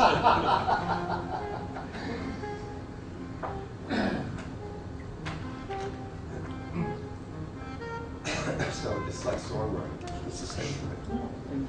That's how I wrote I Love Rock and Roll. It wrote itself in 20 minutes. Okay, Jake, say that so people can hear it. Okay, It's like, I'm saying this whole thing is like songwriting, basically. Like I Love Rock and Roll is an example of the biggest song I ever wrote. It was like a complete inspiration. It wrote itself. I was taking dictation. It wrote itself in 20 minutes. It's like automatic. I have no idea where it came from. Actually, I do have an idea. I was listening to the Rolling Stones. It's only rock and roll. I like it. And I had like a knee-jerk reaction to it. I said, what do you mean it's only rock and roll? I love rock and roll. Whoops. 20 minutes. Wow. Cool.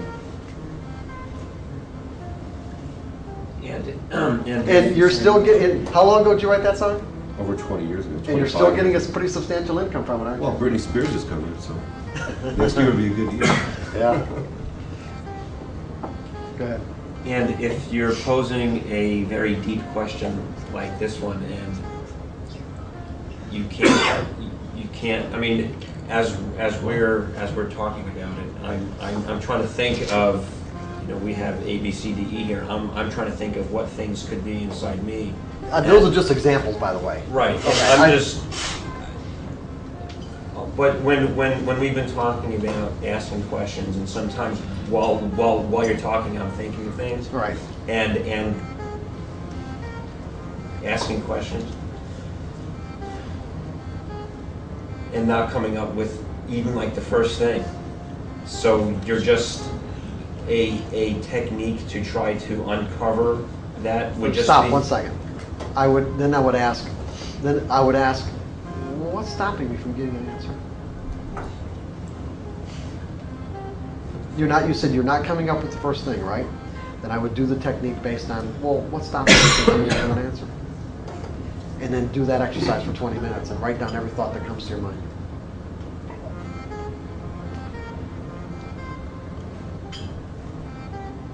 Break it down break it down to its, to like the most fundamental or basic components. I mean, just break your questions down as as far as you can.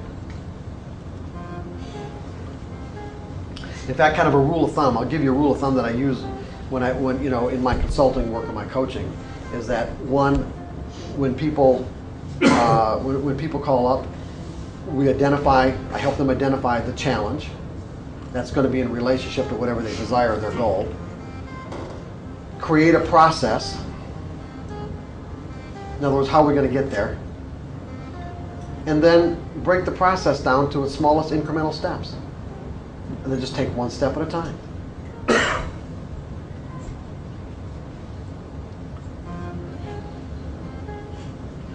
And so that particular formula you can use for any particular trading skill that you want to learn.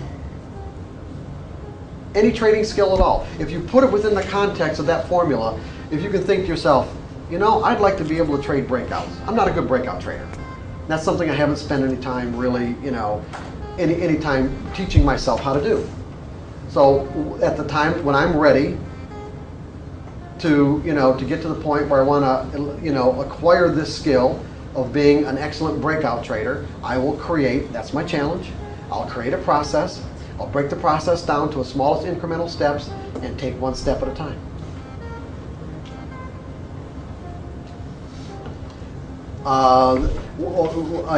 Another example of that would be a trader that comes to mind that I worked with many years ago.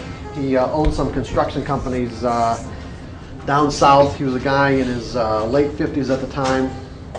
You can imagine the kind of guys that would own construction companies, let's say in Dallas, okay? And he'd been trading bond futures and just getting wiped out. So he thought, he's going to come up to Chicago and show these bond traders something. And bought a seat at the Chicago Board of Trade. I'm sorry, I'm laughing.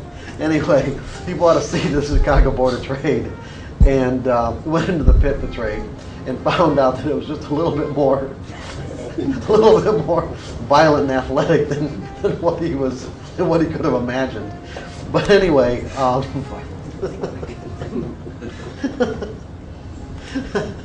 I'm sorry. But another one of these situations where someone told him to call me, and so we did, and we spent probably, I don't know, maybe a week or a week and a half, where one of the problems he had is he really didn't even know how to define support and resistance, and I was using point and figure charts at the time, which I think are really good, by the way, but there isn't really much software where you can, I don't know of any software that really does true point and figure charting anymore. But anyway, so what I did is I helped him be able to identify support and resistance within a 8 to 10 tick range, okay, in the bonds.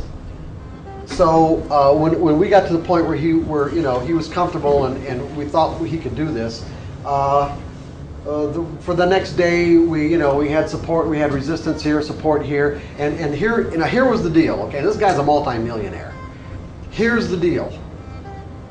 This was the task, and we broke the process down, smallest incremental steps. Right. The task was, fortunately, for him to buy one bond contract at support, and hold on to it until if it came to support first, and hold on to it when it came up to resistance, sell it out for the profit, and then sell to, and that was it. Okay, he was supposed to risk 3 ticks, $100. Okay, that's all he was. Now that was the task. He just had to go in, and fortunately for us, in this particular exercise, the market opened up somewhere in the middle right here. And so when the market was coming down to, I don't know what this price was, let's just say it was 09. The market's coming down to 09. He starts getting panicky and thinking that it's not going to get there, number one. And so he bought them at right around 11. And then when it hit 09, he's thinking it's going to keep on going, of course. He sold it out for a 2-tick loss. It bounced off 9, went back up to 19, Okay, and then he did the exact same thing. Came back to the office and was thoroughly exasperated and frustrated with with what happened, right? So the next day he went down there and did the exact same thing, and then after that I didn't hear from him. And I didn't hear from him because he didn't want to have to account to me for the fact that he couldn't do this. Because what are we talking about here? We're talking about $100 risk. That was it. This is really genuinely less than chump change for this guy. So I didn't hear from him for about 2 weeks, and then I get a call.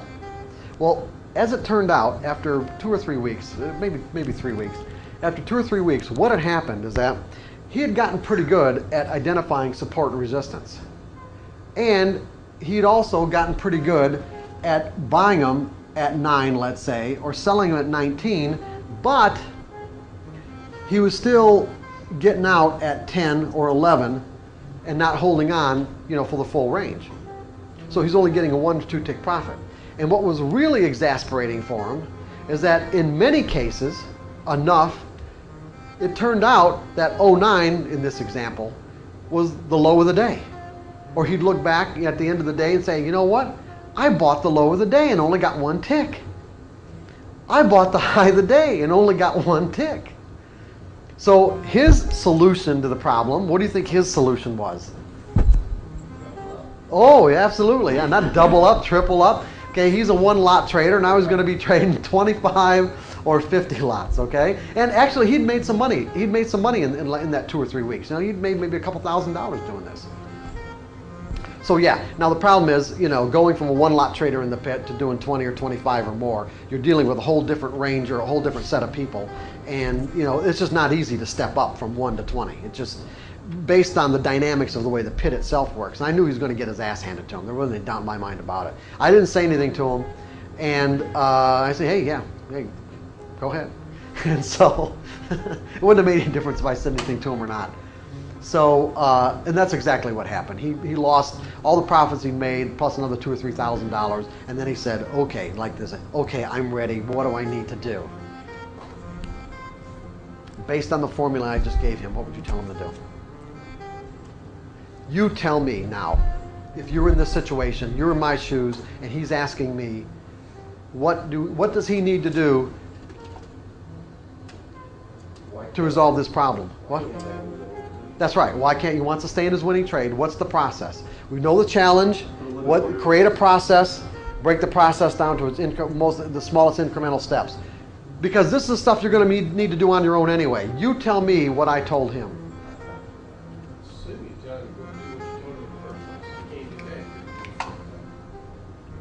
Well, not at that point. You've done what you asked him to do. You're close, but I added one other dimension. Louis close. What other dimension, let's say, or factor or criteria did I add to originally what I told him to do that would solve this problem if he'll do Maybe it? move his stop. Sell half. Stop. Sell what? Sell half. Sell half? Well, No, we're going back to what Louis said. Go back to trading 1 contract. okay. Okay?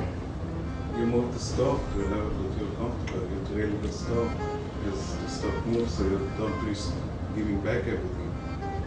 That's a real tough thing to do. We're talking about a pretty small range in the first place, and a lot of the up-down movement in an 8-tick range is just going to be noise. So you'll end up getting. I don't think you could do a trailing stop in this kind of a situation. You trailing stop, you got to give the market a little bit of room. Use trailing stops when you're trading higher time frames. So that would be. I don't think that would be difficult. And I'm not a big fan of trailing stops anyway. Well, we'll tell you why later. You're gonna do it 20 times. That's what ingrains the pattern. Well, yeah, but if you add one other factor to this, that would not. What we want to do is this. Keep in mind that what we're dealing with is mental energy. We're dealing with conflicting energy that conflicts with his desire or goal to hang on to that trade, right? That's all we're really talking about. When he buys support, we do not know if it's even going to get up to resistance. But the whole idea was it doesn't really matter because all he's really risking to find out is $100 anyway. So it's either it gets there or he gets stopped out. If it gets there, he reverses, and it gets down here, or he gets stopped out, one or the other. But if you add one other dimension to this, that could force him to confront these conflicting forces. Because in essence, all we're really talking about is petting the dog. This distance right here is the dog. Now we know the kid, as a child, you know, it would be almost impossible to teach a kid this kind of a process where not impossible, but it would be difficult because they wouldn't understand the underlying dynamics. But with an adult, at least, you can say, okay, here's the situation, here's the resistance, let's say, that you want to neutralize. That means you're going to have to confront it. What would cause or force him or cause him, if he wanted to confront that resistance on a moment-to-moment basis? Add one other factor, one other rule in here, and the process goes really quick. Can you think of anything? Write down what his thoughts are. No, he's in the pit.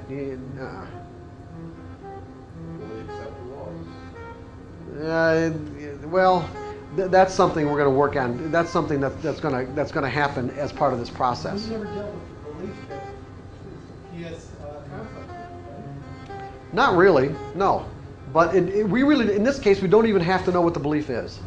We don't even have to know why he can't hang on. I mean, I know why he can't hang on, but it doesn't make any difference. Whether he knows or I know, it doesn't make any difference. You can actually think of a process that would cause it to all go away by doing something. Anybody come to anything come to Walk mind? out of the pit until his price comes back. Close, very good. Stop order? No, no. I didn't tell him to walk out of the pit. Quite the contrary. However, you're close by adding time. Adding a time dimension. In other words, the market comes down to 9. He gets in. He doesn't get stopped out. He's got to stay in that trade for, let's say, 10 or 15 minutes, or it hits his point, or whatever comes first. So in other words, what I wanted him to do was actually get into this trade, turn around and look at the clock, and deal with his uncomfortableness, moment by moment, second by second. And the more that he could do it, the more that he could, let's say, be in that uncomfortableness, the faster the energy neutralized. Because if he didn't get stopped out, then basically he was in a winning trade, and he was letting the market unfold in his favor. And the more that the market unfolded in his favor, he was actually creating an experience that directly conflicted with his resistant energy. Just like remember yesterday the example that all dogs are dangerous? Not all dogs are dangerous, okay? We've got energy dynamics. So the more that he faced that clock and faced his uncomfortableness second by second, minute by minute, the faster the energy dissipated. So if he could only do it 5 minutes the first time, well, great. Maybe the next time he could do it 6. And the next time he could do it 10. And the next time he could do it all 15. Then at some point, it didn't matter. He could do it. It was simple. It really was. It was a simple exercise. Not easy to do, but it was a simple exercise. That's basically what you guys are going to be doing for any trading skill. You're going to think of a process, break the process down to its smallest incremental steps, and do the steps.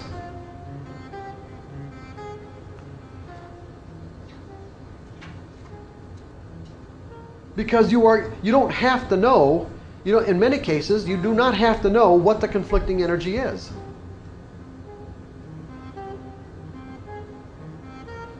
On the self-sabotaging beliefs, these are exercise, the kind of things you're going to need to do to neutralize self-sabotaging beliefs. In some cases, you're going to have to know what it is. But in some of the trading skills that you need, the basic fundamental trading skills, you don't necessarily have to know. But you do have to create a process to neutralize it. And this is a perfect example of what I mean about using your trading to accumulate skills. He was trading, but he was trading for the specific purpose of being able to hang on to a winning trade. Now, if you have a problem hanging on to a winning trade, you know what? This exercise would work for you too.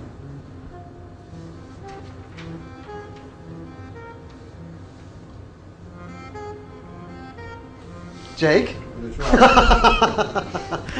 15 minutes. The maximum is 20 minutes.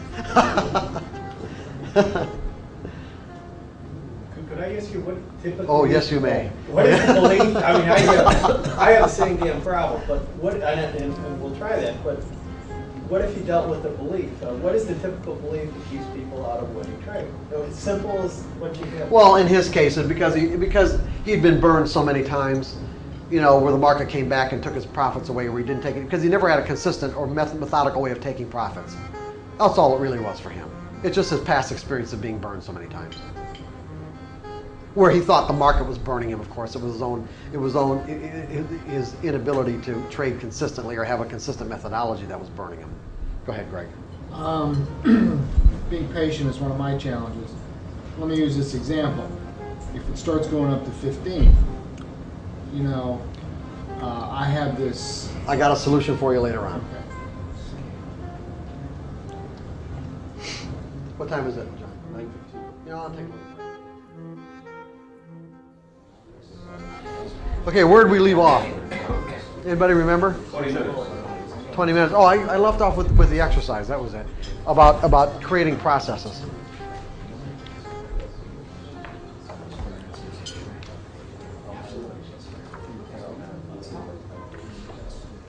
Your bond trader friend. Yeah. Anyway, he went on to make quite a bit of money trading bonds, and then went to Thailand in the late 80s and early 90s to trade their stock exchange, and took advantage of a lot of people down over there.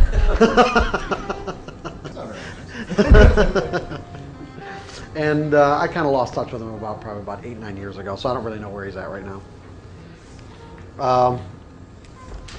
Okay, you've got information. Now, I want to precede what I'm about to tell you right now with kind of a caveat or warning.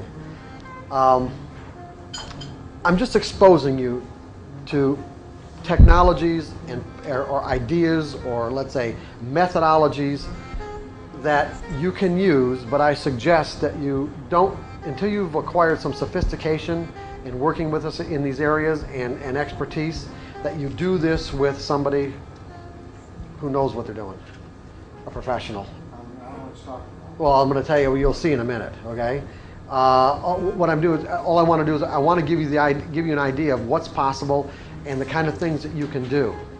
Again, these are things you're certainly under no obligation to do any of this stuff, but if you do decide to do it, I very strongly recommend that you do it with a professional, someone who knows what they're doing. Here's what I mean. We left off doing journal work, writing questions, getting answers, discovering yourself, and discovering things that hopefully will pique your curiosity to ask another question.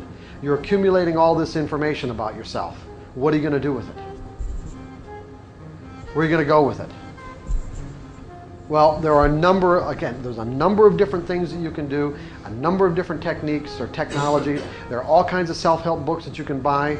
One of the things when people even ask me to suggest certain books, I'm a little reticent to do so. What I suggest that people do, instead of me recommending what book might be good for you, you find out what book is good for you by going to a pretty large self-help bookstore and finding out by just what book resonates. Okay, as you're going, as you're perusing all these books that tell you what you can do and how you can do it and everything else like that, which books resonate? Which books are you attracted to? Books in essence, because once you open yourself up, here again, this process of opening yourself up by asking questions, you will be naturally guided from this area right down here. You will be naturally guided to pick up the book that's right for you in that moment. And that's the one you buy. And that's the one you start with. What is it?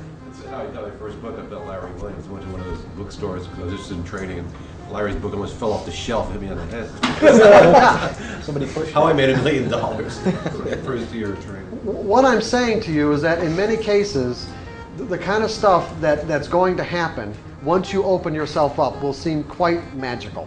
It really will.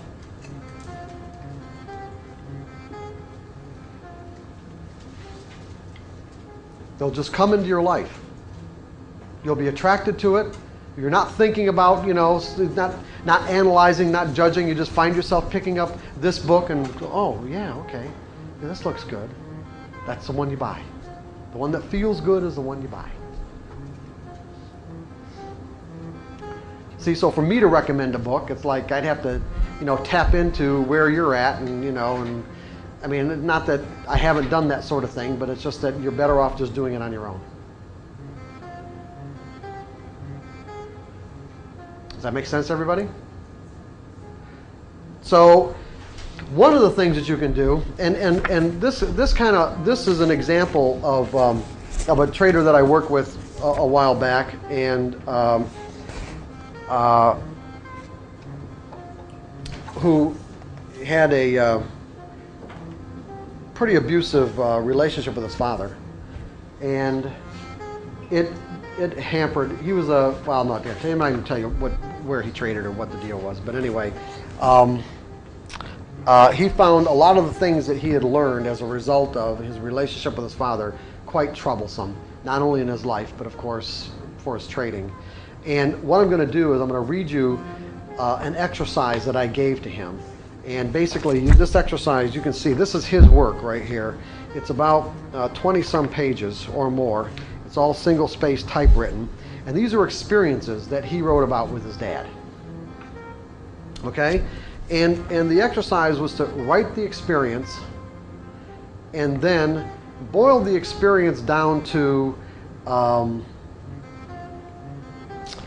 other words, distill it down to like a couple of sentences about what he learned about the nature of his relationship with the world as a result of these experiences, and then boil it down to a one-sentence belief, if possible. Because what we want to do when we're working with these kinds of with these kinds of beliefs that we want to neutralize, we want to distill it down as much as possible so that we have something tangible to work with. Because when we've got something tangible to work with, there's even another exercise that I'll give you, again, that I'm going to caution you to use, not on your own, but with guidance and with help, that will help you neutralize that one sentence concept when you get it down to that. But basically, what this exercise is about is this, is that you're not going to change your memories of your experiences. It's not the actual memory that you're changing, but you're going to change the context of the memory. In other words, you can put the memory into another framework from negative to positive. Because remember that life, the universe, life, offers us a range of experiences. And this line cannot represent that range of experiences because those experiences are virtually infinite. Now think about this. Those experiences are infinite. And every moment is truly unique. But if we start out with, a particular experience in a particular category from a negative perspective, we will continue to perpetuate that negative cycle over and over and over again until we break the cycle, which means it's something that we have to choose to do. We will think that cycle is reality, just like the boy and the dog example.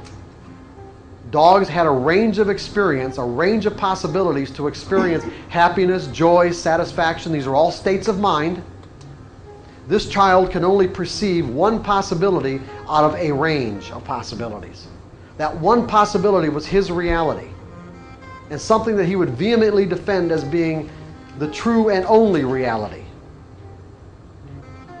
So I could say that every negative cycle that exists in each of our lives, and all of us have them, because none of us grow up pain-free. Nobody grows up pain-free. Everyone gets hurt emotionally. Everyone. And the problem is, if we don't reconcile our own pain, we will pass it on to our children. We have no other choice. As much as you might want to try not to, and even be conscious of it, unless you have a way to reconcile the pain, you will pass it on. And then your children will pass it on to their children. And it'll keep on getting passed on until somebody decides to break the cycle. And the cycles don't get broken until somebody, like I said, decides, until makes a conscious choice to work on it. Now, you don't have to, again, you don't have to change the memory. Because you couldn't anyway, really. I mean, I guess people can. They can, they can create another memory and try to deny the original one. But you can put it into a different context. You can put something from a negative into a positive context. If, for an example, as in this case, as in this particular person, if he were to go back and had a way, let's say, or even imagine a way of accessing the child, the person that he was when these experiences happened, and explain these experiences in a different context, in a context that wasn't emotionally painful, well, you think that might be helpful? Because that's in essence what he's doing. He's explaining these experiences in a context that would help this, let's say, 8 or 9-year-old create a set of memories about this, that even though the actual experience themselves didn't change, the context of the experience changed from negative to positive. Because there's something else, another dynamic here that you need to really understand, and that's the dynamics of forgiveness. People generally think of forgiveness as doing something like to forgive the kind of pain that someone else perpetrated on us. Now, there's no doubt about the fact that, let's say, we interacted with someone in a very painful way, and let's say even if it was intentional on their part, that the pain exists, it's there. But here's the problem, or here's the way that, here's the way that I'm going to give you a way to think about this that would help you work through some of this pain, so that you can clean your mind out of negative energy, so that you can live your life in a more happy and satisfying way. Because people will say, well, they don't deserve to be forgiven. And as much as that might be true, there's something that everyone needs to consider. And that's, let's take an example of a person in our lives, okay? Let's take mother, father, brother, sister, whatever, a relative. We can say that that person has a range of expression. That let's say that for the sake of this argument or this discussion, that particular person exists in a finite way. All their inherent qualities and characteristics can be described in some sort of finite way. All their memories, all their experiences, all the energy that's inside of them, they exist in some way that can be described. So we've got them that exists outside of us, and then we have our representation of them.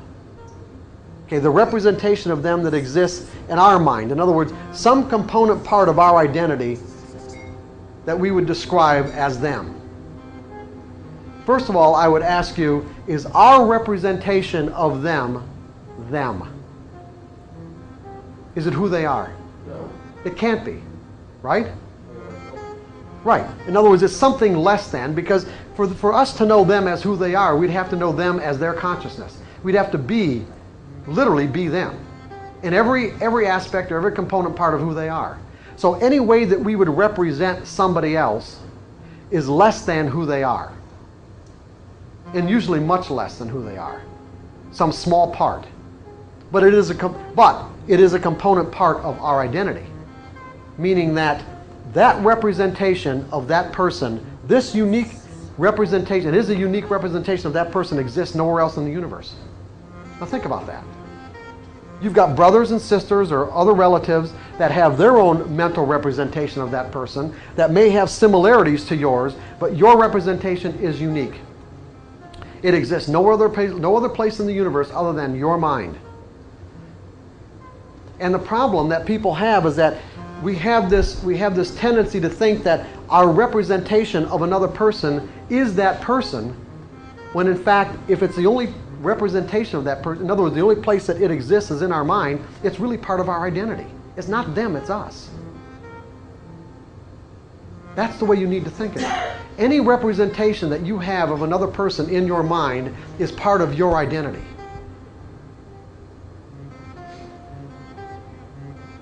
And if that representation is a negatively charged energy, then it's having a negative effect on your life.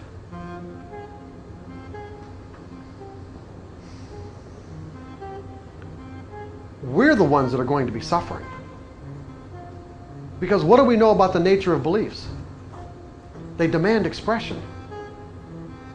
See, so we grow up, let's say, with parents who are, let's say, inflict their own style or whatever of abuse, whether it was intentional or not. We say to ourselves, I'll never do that to my kids, and find ourselves doing just exactly the same thing to our kids.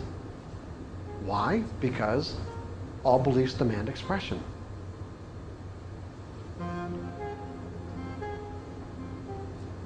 And find ourselves being, in many ways, exactly the same way. Matter of fact, if you go to a relationship kind of a conference, there are certain relationship, conferences that you can go to, or workshops you can go to help you, understand the nature of relationships and get more intimate and all this kind of stuff. Well, there are some that you can go to that once you get there, let's say there's a room of maybe 100 people or so, when you get there, they'll give you these extensive personality inventories or characteristic inventories. And not only of yourself, but also how you would describe your mother, your father, your brothers, your sisters, your husband, your wife. And then after you take all the inventories, after everyone's done with all of that, you're in the, you're a part of the audience, and you're asked. Everyone has a turn, and you're asked, without knowing anyone else in the audience now. You really even haven't, let's say you might have just maybe briefly met a few people, but otherwise, you are asked to go into the audience for the sake of the work that you're going to do later on, and pick a dad, pick a mom, pick a wife, pick a brother, pick a sister, pick a daughter or a son. And then what they do later on is they compare your description of your relatives that you picked with the description of the way these people describe themselves. And people, you will find that you will just naturally pick. You will be attracted to the energy that's inside of you. Meaning you will pick a mom and a dad that has characteristics almost virtually exactly like what you described your mother and father to be. And these are perfect strangers. People say opposites attract. No, that's not true. Likes attract. Like energy attracts like energy. It may seem on the surface as if people are opposite, but it isn't the case. I've worked with enough couples where it's like it just blew my mind how on the surface two people look. If you would ask me to describe it, I'd say there is a far apart is what people could be, and then the more that I worked with them, the more I found that underneath the facade and underneath the surface, they were two peas in a pod. They were exactly the same.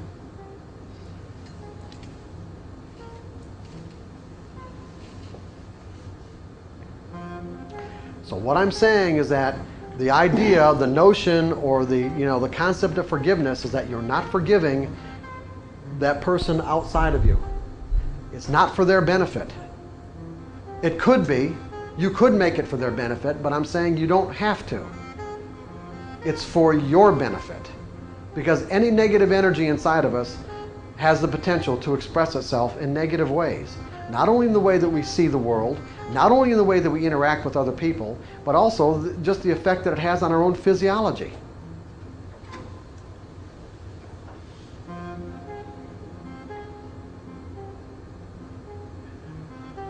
Does this make sense to people?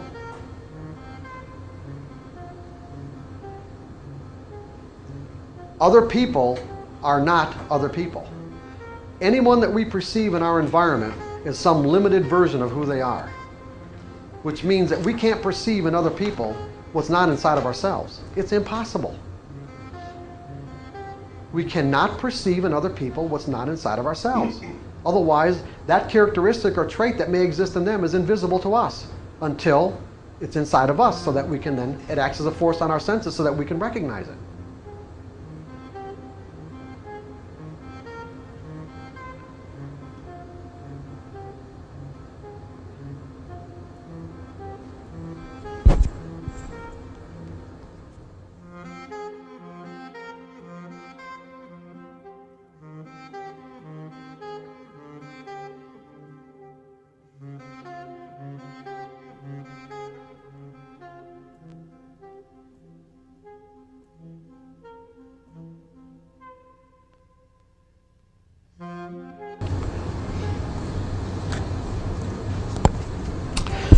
So I'm going to read you a little bit of this to show you just how this works. Okay? One time my father grabbed me by the neck and the head and slammed my head into the front door. I remember that it hurt and that I was feeling the top of my head because a bump formed. I remember that that John was there also. That's his brother. I think we were being punished for making a game out of sliding down the stairs. So this is what he says to, his previous self, you might say, to kind of help reconcile the situation. He's saying, I say to him that it's all right to slide down the stairs. In fact, it's great that we have fun, that I have fun with my brother. That I have fun with my brother John. We talk about which blankets to use and the best method of sliding. I agree that I did nothing wrong to deserve the punishment. I also think about why my father hit us so hard for having such innocent fun. I say that my father does not know how to have fun. I say that my father does not have any play friends and that he did not know how to play. So he saw me doing something that made himself mad at himself, and that by smashing my head into the door, it was like he was punishing himself. I say that his father beat him even harder and that he just did not know better. I say that some people do not have to have reasons for doing the things that they do. I tell myself that there should not be an association between having fun and being punished. I tell myself that being totally wrapped up in the moment of fun does not mean that something will happen to punish me for being me. I tell myself that I accept me and that I've learned to accept my father for being insensitive and acting like an animal. And that because I love, and I tell myself that because I love such an abusive person, I love myself and all the richness that life has to offer. Now, keep in mind, who's he loving? It's really not this representation. It's really the representation of his father inside of him. That's what he has to accept. It's a form of self-acceptance because it's inside of us.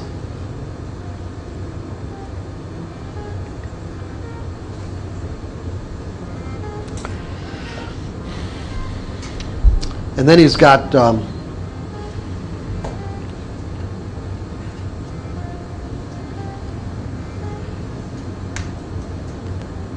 I resolve that play and fun and accepting and loving myself have no correlation to physical and emotional hurt. And by loving, and he's got stupid, angry people, which he's got a little bit of work to do here. I grow as a person. Anyway, he had to do this exercise. By the way, I had to do this exercise about 5 times. To go through it and rewrite it over and over and over again. This is one of the first versions. Anyway, and there's a bit of a discussion here. When I was a child and I was happy and having fun, I learned that I had to always be on guard and careful and hide the fact that I was having fun. When I was having fun, I learned that I could be hurt by the seemingly randomness of my father. I learned to associate feeling good with expecting pain. Now he boiled these experiences down to one sentence. With the sentence he used here was, I learned to hide my feelings. I'm going to give you one more. You want one more? Is that all right? Or because I won't. If you guys don't like this, I won't do it. Yes or no? Yes. Okay. I remember sitting at the dinner table and my father telling me that I had to eat my asparagus. I said that if I ate it, I would get sick. He told me to eat it, and I did. I immediately threw up all over the table.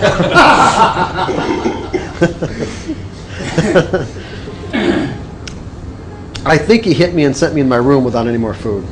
This is the discussion that he said to himself. I know what is best for me, I know what is best for me in this moment. My instincts are excellent. My father is not as aware. My father has the awareness of a sea slug. I did not do anything to deserve to be punished. My father's reaction to many things is like an animal, to strike out at whatever's there. I tell myself not to associate my father's angry actions with my beliefs and actions. I tell myself that there is not another son who could have been better for my father. My father beat whoever was his son, and therefore I do not feel guilty for being me. I do not feel guilty for being his son. I tell myself that my father must have a total lack of self-esteem because he hit a small child for such an insignificant thing.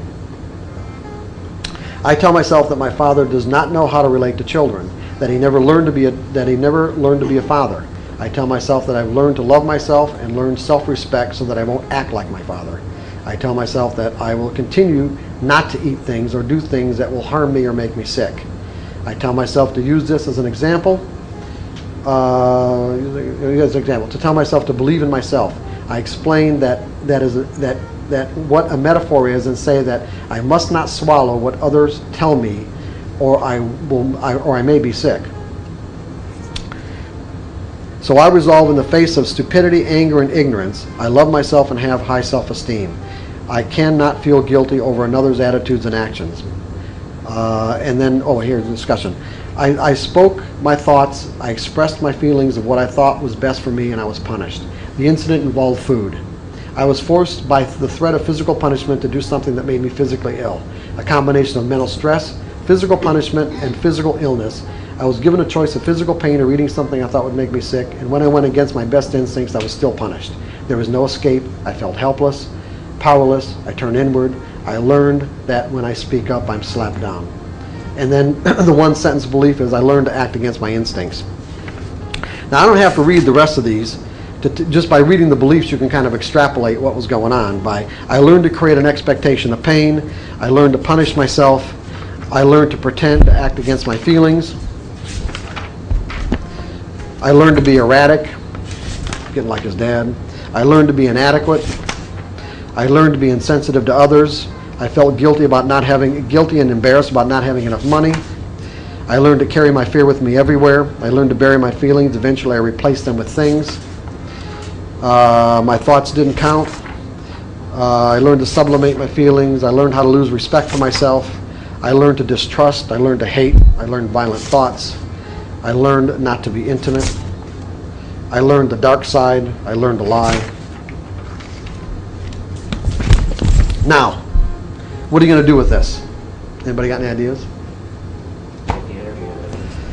Yeah, how are you going to do that? Forgive yourself. What? Forgive yourself. That, you know what? What Greg is saying is actually quite good, because what did we say yesterday about the power of making up your mind? You can do anything.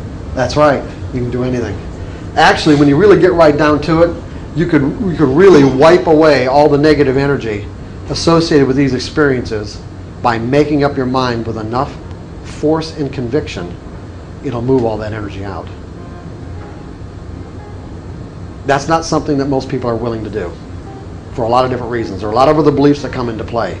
Beliefs about right and wrong, and in other words, there's all kinds of judgments that come into play that would keep people from doing something like this. And typically, when they are ready to do something like this is when they start getting involved with, usually some sort of spirituality or religious beliefs that are consistent with, let's say, their desire, and how to put this into a context that it makes sense for them. And one of the only ways that you can really do that is through a lot of times spiritual beliefs. Otherwise, it just doesn't make sense. But with enough conviction, you can move this energy out. Without enough conviction, you'll go through exercises. One of the exercises would be something like this. This is an exercise for collapsing painful experiences. You'll get it on the tape. You don't have to write it down. I don't really want you using this exercise by yourself anyway when you get right down to it. In most workshops, I stopped even giving people this exercise. But I'm going to do it for the sake of this tape, and just with the caveat that just do this with professionals. So you take an experience like this, okay, and then the exercise would be write 20 times. I resolve that the experiences I've written about on this paper no longer have any power in my life. Then write 20 times. I resolve that these, it's not in your workbook, Greg. I resolve that these experiences no longer make me feel guilty, powerless, or unworthy of success. Then write another 20 times. I resolve that it is time for the effects of these experiences to vanish from my life, both inside of me and outside of me. And then take the piece of paper that you wrote the experiences on. I am now burning these experiences as a symbol of my willingness to let go of the effects. As I watch these experiences turn to ashes, the energy they contained inside of me is also collapsing into ashes. And then pick a new set of beliefs that correspond to the way you really want to feel, and say, I'm now installing these new beliefs in my mental environment as a new way of expressing myself.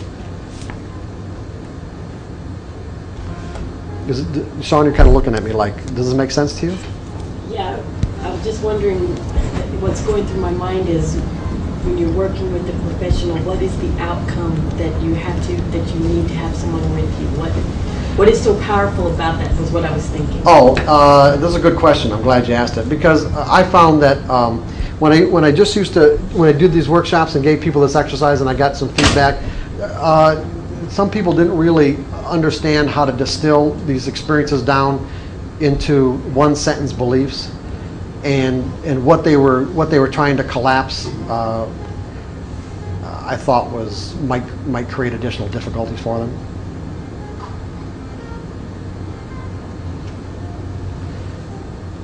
Never mind suppress things that may come out that weren't even there. Yeah, right. Yeah, exactly. And some of this stuff can be really overwhelming. I do believe that nobody's going to get in touch with any information they can't handle anyway, as difficult or as painful as it may be. But even so, it still can be really overwhelming, and you really want to do it with someone who can help you through it.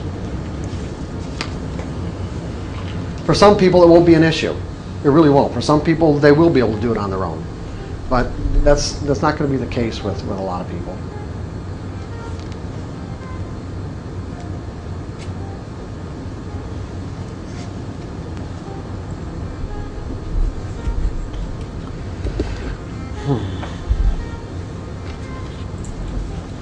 Another technique that's in the workbook that you can use for identifying beliefs is just follow your emotions back to something. In other words, if you're feeling a negative emotion about something, you're angry about something, just ask yourself a question, follow it back. And when you think about the nature of anger, anger is a natural expression, is it not? It not only exists in humans, but it exists in the animal kingdom. So it has to have some sort of meaning in our lives, just the mere fact that we're expressing anger. Or frustration. I define frustration as simply an indication that I'm following an inappropriate set of steps to my goal. Does that make sense? I'm frustrated, and since I know that what I'm doing in any given moment is a function of what I perceive, in other words, the information I perceive in relationship to what's being offered, what I expect, what I decide to do, and the actions I take, if I'm not getting an outcome that I find satisfying and I'm feeling frustrated, well, that's just telling me I'm following an inappropriate set of steps to my goal. Change the set of steps and try a new path. Anger, to me, is a denied reflection. When I feel angry, I know that I cannot perceive in another what's not inside of me. It's that simple. I cannot perceive in another what's not inside of me. And if what I'm perceiving in another is making me angry, whether it's what they're saying, what they're doing, their behavior, whatever way they're expressing themselves, then I know that to some degree or another, that same tendency or characteristic also has to exist in me, whether I'm aware of it or not. I know this is a tough one. This is a hard one. So for an example, if I said, I hate liars. I hate them. They make me so angry. what would that tell you about me? You have an issue with lying. That's right, I have an issue with lying. Now, does that necessarily mean that I might consciously lie? No, not necessarily. Not to somebody else, but if I don't lie to somebody else, then I would say that I'm lying to myself. In some way or another, I'm lying. It might not be to the same degree that the other person that I'm perceiving, but the point is, at some level, there has to be something like that going on inside of me, or otherwise it wouldn't make me angry. See, because once you resolve all your issues about what it means to lie and understand that everyone's doing what they feel is in their own best interest at any given moment, even if they're misrepresenting what's going on in their mind or misrepresenting their intentions, that everyone is doing the best they can. And if I trust myself to be able to perceive someone's capabilities to either do what they say they're going to do or not do something they say they're going to, that they won't do, and always act in my best interests, then what do I need to be angry about?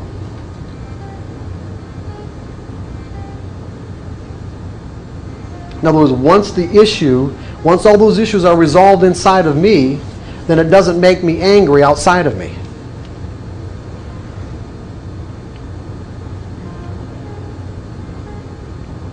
Because I accept it. It's fine. They can be who they are. And if that's their capability to misrepresent things, then that's just who they are, and that's fine. I just take that into consideration when I interact with them.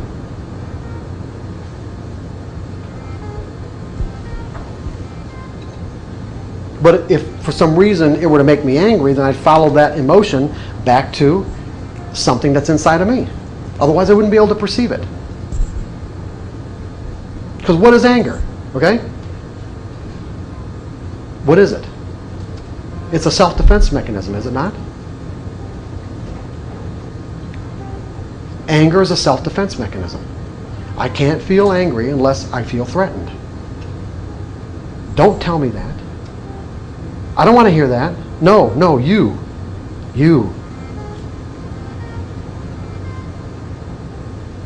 You're this, you're that, you're.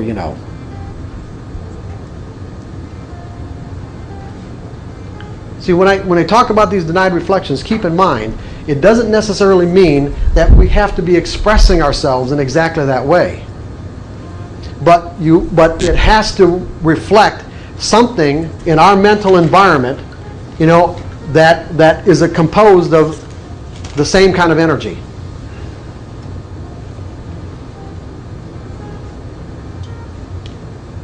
That's negatively charged. Or otherwise we wouldn't feel like we have to defend ourselves against it. It's that simple.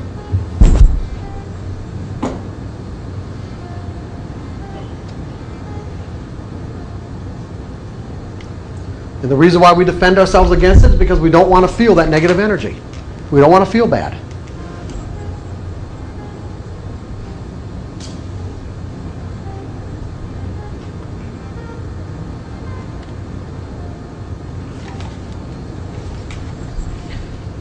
Okay, let's get into some better stuff. Techniques for neutralizing a belief. We've already talked about focus intent. And this relates to self-discipline. By the way, who's our guest here? What's that? Vincent? Yeah, you're going to help me with the cue charts, right? In case I have a problem. Aren't you glad you showed up, Vincent? Poor Vincent. I mean, you've missed like a whole day and a half of underlying material that would, help you put this into a context that, yeah, interesting, right? I feel like I've got to apologize. I'm sorry. Oh my. Anyway, okay, self-discipline. Most people think of self-discipline as actually a technique for changing. Okay? Most people think of self-discipline as a personality characteristic. In other words, he's so disciplined. And the reason why people think of discipline as a personality characteristic is simply because they are doing something so effortlessly that we find difficult. Are you guys with me on this? Someone else is doing something effortlessly that we find difficult, and so therefore it seems as if they're so disciplined. But that really isn't the case. That doesn't mean that they don't have the capability of being disciplined. But what I mean by it isn't the case is that when someone can do something, express themselves in some sort of effortless manner, what is that indicative of? What would that be indicative of? Not self-discipline, but what? Their beliefs. Yeah, they're just expressing themselves in a way that's natural to them. That's simply natural. Would you also say that they're in harmony with that whole process? They're just doing it as a natural extension of themselves? Exactly right. And so self-discipline is one of the more powerful techniques. Remember, what is the most powerful technique for change that I've given you so far? What's the most powerful technique? Asking a question. Well, yeah, asking a question that gives you the information. What's the most powerful technique for change? Taking the energy out of the belief. Taking the energy, desire, okay? Focused intent, desire, conviction. That is the making up your mind, what it means to make up your mind. When you guys watch this tape later on from yesterday, because we talked quite a bit about what it means to make up your mind. When you make up your mind without any conflict, you're completely resolved about what you want, you can move an enormous amount of energy. That is the most powerful technique. I'll give you an example from my personal life. Probably the best example I could give you from my personal life. And that's, I grew up, when I was a child, I had an allergy called rose fever. Just like hay fever, only you get it in the spring. So usually around the first week in May of every year, from the time that I could remember, I would get, this allergy would come on, and my eyes would puff up, and I'd be constantly congested, my nose would be running, I'd be sneezing. Sometimes I'd even miss like days of school because I'd wake up, my eyes were so puffed up I couldn't even open them. Now, I went through this all my life, just something I accepted. It'd be May, June, and sometime in August when people started getting hay fever, the rose fever would subside. So I was taking, in the late 70s, I was taking this class kind of in self-awareness. And I was in commercial casualty insurance at the time, and the class was after work. And in one of the classes, in one of the weeks, the instructor was talking about conditioned response. How whatever stimulus or experience, whatever forces cause you to, let's say, react in a certain way under certain circumstances, the actual stimulus can be gone, but you're going to continue to act that same way even though the stimulus doesn't exist any longer. Like I said, psychologists call that conditioned response. Anyway, so the next week I walk into the class and I was late, and I had my briefcase and I had a box of Kleenex because the rose fever had started. And so the instructor, I walked in and said, well, Mark, what's going on? I said, well, and I explained, with the box of Kleenex, the congestion and everything else. And she looked at me and she said, do you think that just might be a conditioned response? And you know what? I know, because it's hard for me to get back to that state of mind that I was back then, because it was like 25 years ago or 20-some years ago. It's like, for some reason, her words hit me like a ton of bricks. I just knew that whatever reasons that I had, or whatever conditions existed when I was a child, when I got that allergy, no longer existed. They were long gone. And the only reason why I was suffering every year is because it was the first week in May, and that's when it was supposed to start. I just knew that. There wasn't any doubt in my mind about it. I just knew it was just the kind of thing, oh, it's the first week in May, I'm supposed to get rose fever now, and so therefore I get it. When I went home that night, and this I do have a vivid recollection of, when I went home that night, I was so angry with myself. I can't, the anger was really intense. I was angry because of all the suffering that I'd done up to that point in my life, almost 30 years of suffering that I knew that just was completely unnecessary. And what I did is I focused that energy and I directed it and said to myself, when I wake up, this is it. It's over with. It's done. I am not going to experience the effects of this any longer. And when I woke up, it was gone. And I have not experienced the effects of it since.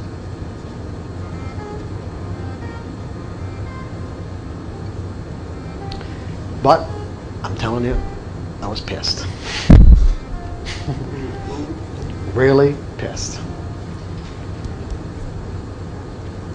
And I can also say that there isn't really anything that's really come up in my life since that, I could say that I've had to generate that much energy about. Where normally the kind of exercises I go through, the one I'm going to give you right now, as a matter of fact. But that is the most powerful way to change. It really is. Strong motion. Making up your mind with conviction. Making up your mind with conviction. See, yeah, it's the conviction part. See, people think that change is a function of time. Time has absolutely nothing to do with it. Time doesn't exist in our mind anyway. Close your eyes or go into an environment where you have absolutely no sensory stimulus whatsoever, where you can't even feel or hear your heartbeat. Go into a non-sensory environment. You can't see anything. You can't hear anything. You've got no way to measure anything, not even your heartbeat, and you will not be able to tell the difference between 1 second or 1 week. There's no way for you to know.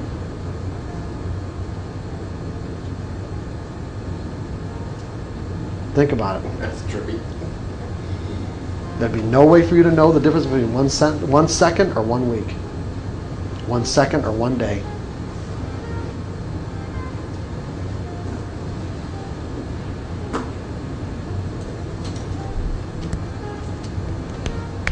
All I'm saying is that time doesn't exist. And the other way to really know that is that all you've got to do is tap yourself into something that you forgot 10 or 20 years ago.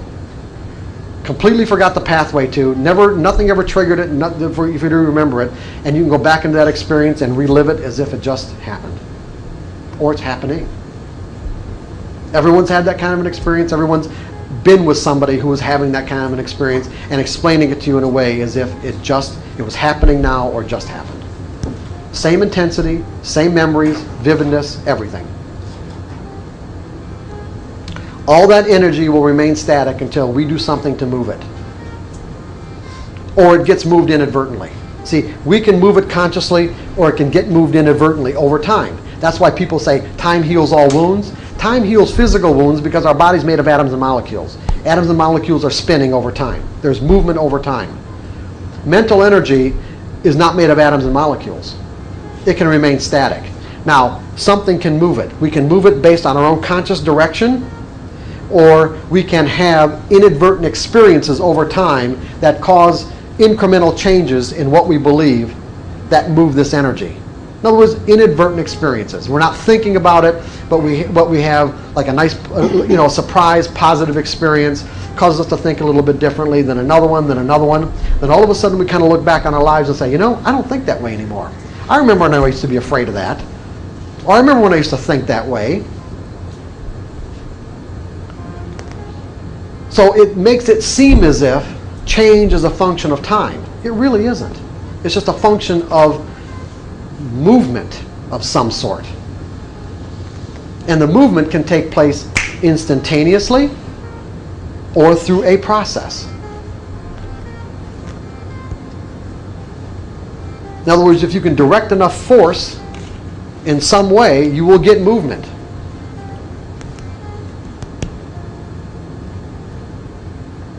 Just like when people have an aha experience. Another example. The first time I got hired by a commercial casualty insurance agency, I was like one of these kind of, where I did auto and homeowners and life insurance for teachers. And then I got hired by a commercial casualty agency. And it was kind of strange because I didn't know what casualty insurance was, even though I was selling it. I mean, this is kind of bizarre, but I really didn't. It was a mystery to me. And I was young, though. I was in my 20s. And this agency that hired me was a real fast track agency that did commercial accounts where we're talking where the people paid, $500,000, $1 million or more for their insurance, big corporations and that sort of thing. I didn't have the slightest idea what I was doing. I mean, not the slightest. And And so when I started working for them, they didn't really pay much attention to me in the beginning anyway. But I thought to myself, you know what? I want to understand a casualty policy, because I didn't. I didn't really know what it was all about. And so I read one. I read a typical casualty policy for liability insurance, and I didn't understand any of it. Hardly a word. And I read it again. Didn't understand a word. I read it again. Now the reason why, I ended up reading it about 100 times, and that's what I did during the day. I went in, and I said, okay, I'm going to read this until I understand it. Now, here's what's interesting. The reason why I knew to do that is because of another experience that I had when I was in college. I took Evelyn Wood's Reading Dynamics. And it was a speed reading course where when I went in, I was reading like a maybe average of 250 words a minute or 300. And by the time I was done, I think I was reading at like 5,000 words a minute. And the interesting part of this process was that what they did was, first of all, teach you how to turn pages fast enough where you can read at that speed. But the other thing is that as you practice doing this, you got nothing out of it. Just absolutely nothing. You're just looking at these pages with words, looking, boom, just looking. And it was different for everybody, but everybody at a certain point had a breakthrough. Some people it was the first couple of weeks, other people it was like 4 or 5 weeks into it. But what was interesting is that the breakthrough happened instantaneously. It was from nothing to everything, like that. From nothing to everything. So all of a sudden, you're running your finger down the page at a pace that they told you was like at, let's say, 3,000 words a minute. And you're getting nothing out of it. Nothing. And you keep on doing this for weeks, right? Then one time, you open the book to do the exercise, and you run your finger down the page, and it's like you saw every word. And you understood it. And I mean, you may not understand the material, but at least you read it. You knew what you read. It was really bizarre. It worked. It was very bizarre. Now, because of that experience, when I got into the insurance situation, I thought, okay, I'm going to read this policy until I understand it. And it took about 100 times. I remember exactly what it was, but I did. I read it word for word about 100 times. But the understanding and the comprehension came not gradually. I didn't understand it a little bit more after 25, and then from 26, understand a little bit more. I didn't understand a word of it. Let's say from the 95th time to the 96th time, it was like I didn't understand it, and then the next time I read it, I understood it. I felt like I understood it completely. And as it turned out, I did. Because then I could go through these things and see where the attorneys were really screwing people over and how they contradicted themselves, and purposefully contradicted themselves so that when they go to court, they had the means and the grounds to deny claims. I understood it. I understood exactly what was going on. And then I understood the corruption of the insurance industry. So you went to the market instead. Yeah. All I'm saying is that these kinds of changes usually happen instantaneously, not over time. So as a result now, even now in my life, when I get a book that I'm really attracted to, that I know that there's insight in, that I haven't integrated that insight into my mental system in a way that I'm satisfied with, if I have to read a book 50 times, I'll read it 50 times. And there are many books that I've read that many times.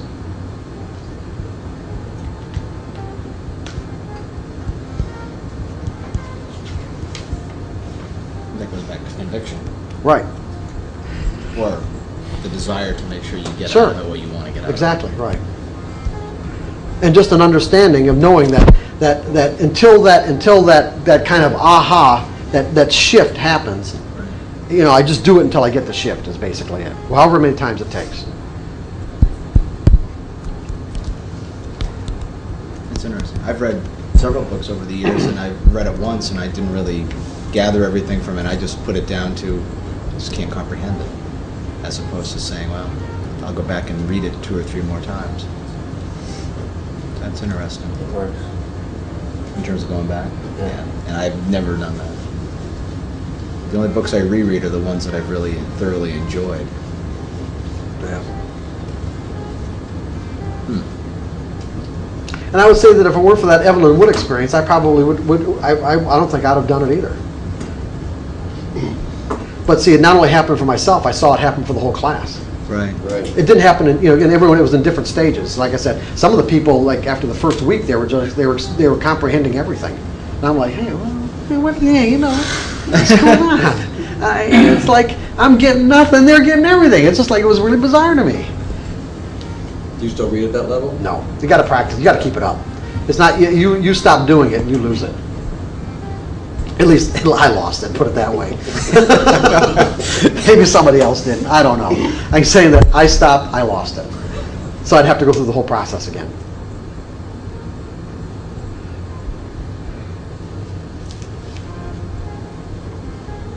So, in the absence of extreme conviction, we'll use self-discipline.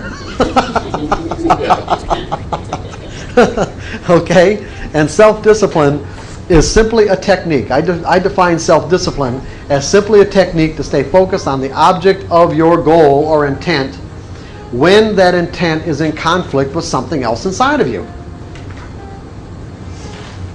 Does that make sense to everybody? It's just a process of continually refocusing. In other words, making another choice, making a choice, being conscious and making a choice that's consistent with your goal. The example that I like to do is just one I wrote in Trading in the Zone about when I decided to become a runner. It was like it was in the late 70s and up to that point in my life. My life wasn't going exactly the way I envisioned it when I was a kid, and I can look back on it now and say I probably would have been assessed as being clinically depressed.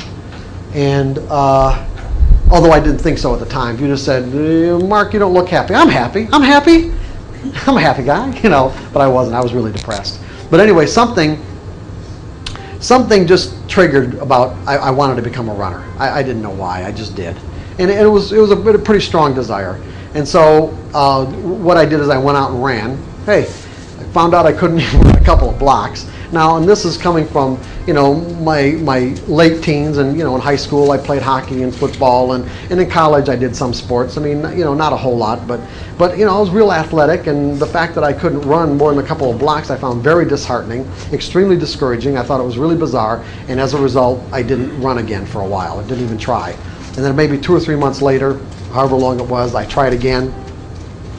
Got the same experience, although I had enough, let's say, conviction to do it a couple of more times to find out that your body really, really adapts quickly, and that you get, better results. That the more, in other words, like I couldn't, maybe the first couple of times I only ran a couple of blocks, but then I found I could run 3 blocks and 4 blocks. I thought, hey, okay. So I went out and bought a set of, running shoes and a stopwatch, and got pretty encouraged about the whole thing, and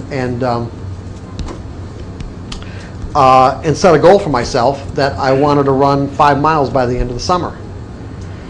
And I set up a 5-mile track where I lived, it broke it off into like quarter-mile increments, and that seemed insurmountable to me at the time. At the time I couldn't even run a quarter of a mile. So the idea of running 5 miles really did seem like it was impossible.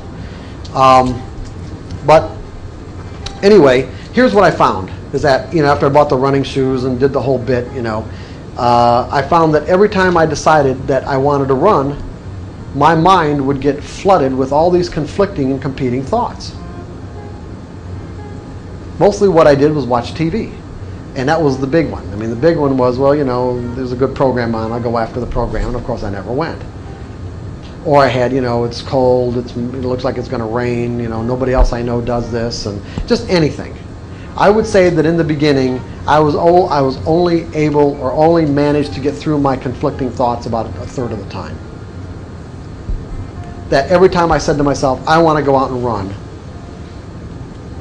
2/3 of the time I didn't do it. And I'm not even saying I said that to myself every day. So that was a problem. But I did, but by getting out enough and improving myself enough and getting enthused about the fact that, let's say I'm now able to run a mile, I'm getting close to running a mile, I found that I was running into another problem. And that's my enthusiasm for how much I'd already done would not take me to the 5 miles. I mean, as inconsistent as that might sound, I'd be so pleased with the fact that, let's say I'd run 1.5 miles or I'd run 2 miles. What would compel me to run 5? So I knew that I needed another rule, and I called it the 5-mile rule. The 5-mile rule was, if I managed to get my shoes on and get through my competing and conflicting thoughts, that I always had to run 1 step further than the time before. And I had a journal. I mean, I still have that journal, where, you know, the date, how the time, in other words, the amount of time that I ran, how far I ran, and usually some notes about what was going on. And I never broke the 5-mile rule. I really didn't. If once I got out, I always at least ran 1 step further. Many times it was more than 1 step, but I never let myself run less than 1 step, no matter what. Now, here's the interesting part about this, and here was the kind of breakthrough that I had, is that there was a point in this process, and I don't remember exactly where, in other words, whether it was at the 5 or at the 3-mile mark or the 2.5 mile mark or whatever, but there was a point at which the energy inside of me, in other words, I don't know what my conflicting beliefs were at that time about why I had so much resistance to being a runner. I don't know what they were. Even to this day, I mean, I could go back and probably figure it out, but I haven't, there's no point to it. But the point is, there was conflicting energy keeping me from fulfilling my desire. In other words, you would think that if I decide I wanted to run and I'm capable of it, that I'd be able to do it. Well, I wasn't able to do it because of these competing and conflicting thoughts inside my mind. But what ended up happening is that every time I created an experience of running, by getting out there, I was building what? Was I not building a positive belief structure in my mind that said what? I am a runner. Meaning every time that I went out and ran, I added energy, positive energy, to this belief. As that belief grew and became more and more of an inherent part of my identity, the conflicting thoughts correspondingly dissipated until there came a point at which I had no choice but to run. Now think about that. Instead of there being any conflicting thoughts about running, I was then compelled to run. The belief said, I am a runner. Uh-oh, I got to run today. Are you guys with me on this? Yeah. You had no option. I had no option to run until I got to the point where I was then starting to do damage to myself and to my body because I wasn't paying attention to what my body was telling me in any given day. Some days my body just did not want to run. It didn't matter, I ran anyway, because I am a runner. Then I had to create another belief about what it means to pay attention to your body and that I don't have to run every day just because I am a runner. You see, I felt compelled to run. So someone could look at me and say, oh, he has so much discipline, he's running every day. I didn't have a choice.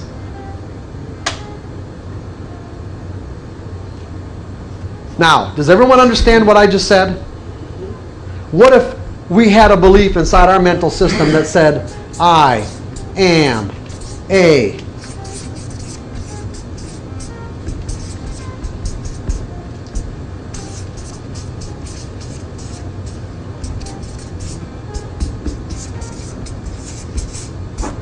What if there was a strong belief inside your mental environment that said, I am a consistently successful trader? And all the principles that made up that definition of what it means to be consistently successful. What then? You would have no choice but to be consistent because it's a function of your identity. It is who you are. In other words, once you integrate those principles into your mental system in a way that's consistent with this definition, this will be your results because you can't be any other way.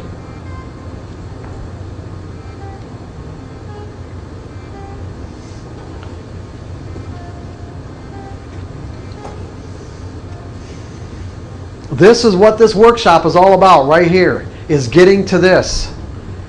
Just this belief that says, I am a consistently successful trader. Because the principles, which we're going to in a minute, the principles that make up this belief, once integrated, will not allow you to act in any other way that's inconsistent with those principles.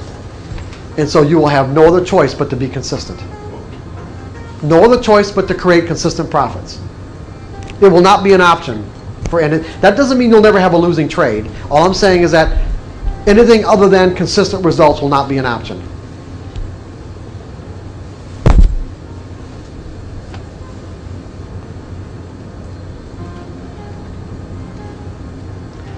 You guys with me on this? Ready?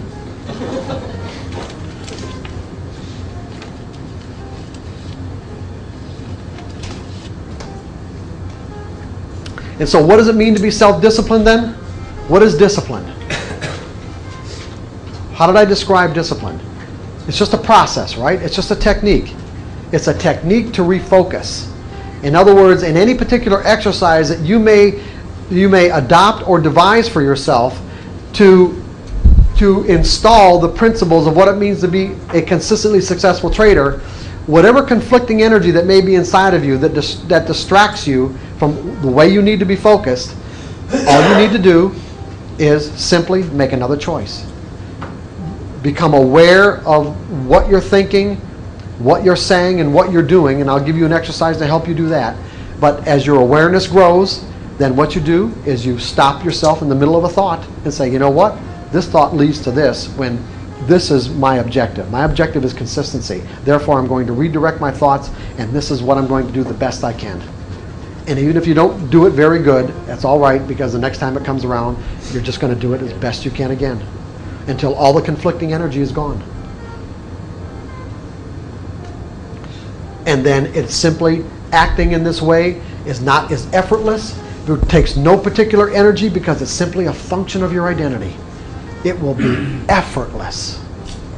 Even if you're trading mechanically or subjectively, it will be effortless, which is the way trading should be anyway. It should be really an effortless endeavor. Except for the amount of energy it takes to work your mouse.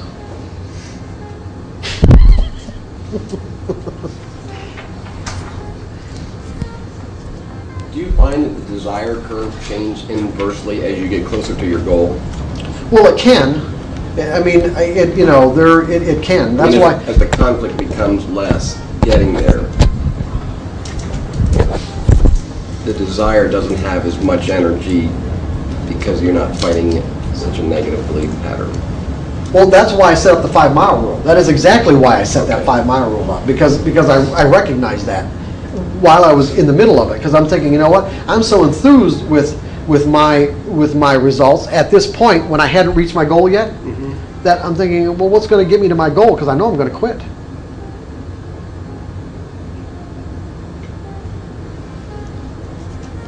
So basically what you're saying is you need to I'm not set a saying higher you need to do target. anything. I'm not saying you need to do anything. All I'm saying is that keep in mind. So when you use those words, you're using them in a definitive way, implying that I'm saying that this is all individual, Dave. Okay? So go ahead. Now say what you're going to say. If I understand then what you're saying, I would want to, in order to, what John had just mentioned, in order to keep that desire at 100%, you would want to make the goal something that is far enough out so that you're constantly achieving it. Is that what I'm understanding? As opposed to something that's achievable with ease? Maybe I'm missing something here. I don't know that you're, well... Baby steps. These hypothetical things. What about Bob? No, I was going to say, baby steps. I love that movie, by the way. Yeah, I mean, the principles being, you need it far enough out, right? But you need it enough that you don't get distracted. Right. No, I think what you guys are maybe also implying or talking about is reaching a level of comfort, and that comfort can be insidious. In other words, we reach certain comfort levels, comfort plateaus, and it's very difficult at that point to even even generate enough desire to That's formulate what I'm- another goal. That's what I'm referring to. Yeah, And these are, these are kind of difficult questions to answer hypothetically. They really are. I mean, the reason why I say that is because unless you can give me something specific in the moment that you're working with, it's really hard for me to come up with like a hypothetical answer. Okay. Would it be like analogous, I want to be a successful trader, but you had the 5 miles in front of you. Maybe you say that I want to average X amount per day or week. You can do that too. That would be similar to your 5 absolutely, miles? sure. As long as you don't let yourself get obsessively focused about that amount of money. In other words, you don't know how much the market's going to make available to you based on your methodology, and you got to be willing to accept whatever's there. Some days it might be more, some days it might be less. That's why I said average, And I've worked with floor traders. One second, Jake. I've worked with floor traders where we've done these kind of goal settings, where specific dollar amounts. And one guy in particular comes to mind where we went through this process and said, okay, he wants I think it was $5,000 in his account at the end of the week. Okay, so we we projected that goal out there, $5,000 at the end of the week. He forgot all about it. He really did. He just went about his business. And then at the end of the week, he looked at his statement and he virtually had $5,000. And it's like it freaked him out. He wouldn't do it again. He didn't do it again, right. The implications were too powerful for him. He didn't want to know that he had that much power to control his life and the destiny of his life and what his outcomes were. It's empowering. It was empowering, but too empowering for him at the moment. Yeah, what I was thinking is, you're saying that to install the belief, I am a consistent, successful trader, not make it a goal, though, aren't you? I mean, or are you saying Unless that belief exists inside of you now, Jake, that is your not goal. really a goal. You're saying that's the belief you have to instill in yourself. And if Jake, no, I'm saying that's your goal, to instill that belief. All right, the goal is to instill. What? Okay. No, say it again then. How are we misunderstanding The each goal other? is to instill that belief. Yes, that's the objective. The objective is to get that belief. You want to get that belief with as much positive energy in it as possible. Okay? And how do you know it's there? When you act effortlessly, you behave, you express yourself effortlessly, that's consistent with what that belief means. We together on this? Say again. I had a brain freezer. I nodded. I'm thinking I can't even recall 30 seconds. I'm sorry. I was listening to Jake, and suddenly you said something you don't agree, and I nodded, and I went, no. Yeah. How do you know how do you know when that belief is present? Is when you can act effortlessly out of the principles that make up that belief. Okay. Okay. Now this is a complex belief. It's not like petting the dog or becoming a runner. This is very complex, which is multi-stepped. In many cases, I mean, and maybe not as many steps for some people as others, but the point is, there's a lot of steps involved here. There's a lot of principles that make up this belief to be consistently successful. But the point is that when it is installed at a functional level, you will simply express yourself in this way as a natural function of your identity. You won't be able to do anything different because it won't let you. So how we install it? Jake, come on. That's what we're doing right now. Okay, we're getting there, okay? Take a What? 5-minute break for restroom. Yeah, we're going to take a break anyway. You're right. I'm glad you did, because I was going to take a break anyway. Jake, come on. You're all right. I'm telling you, patience is one of my features. That's right. I know. That's why I'm holding this off, Jake. Did you know that? Yeah. So I have to feel the discomfort. That's right. I'm doing.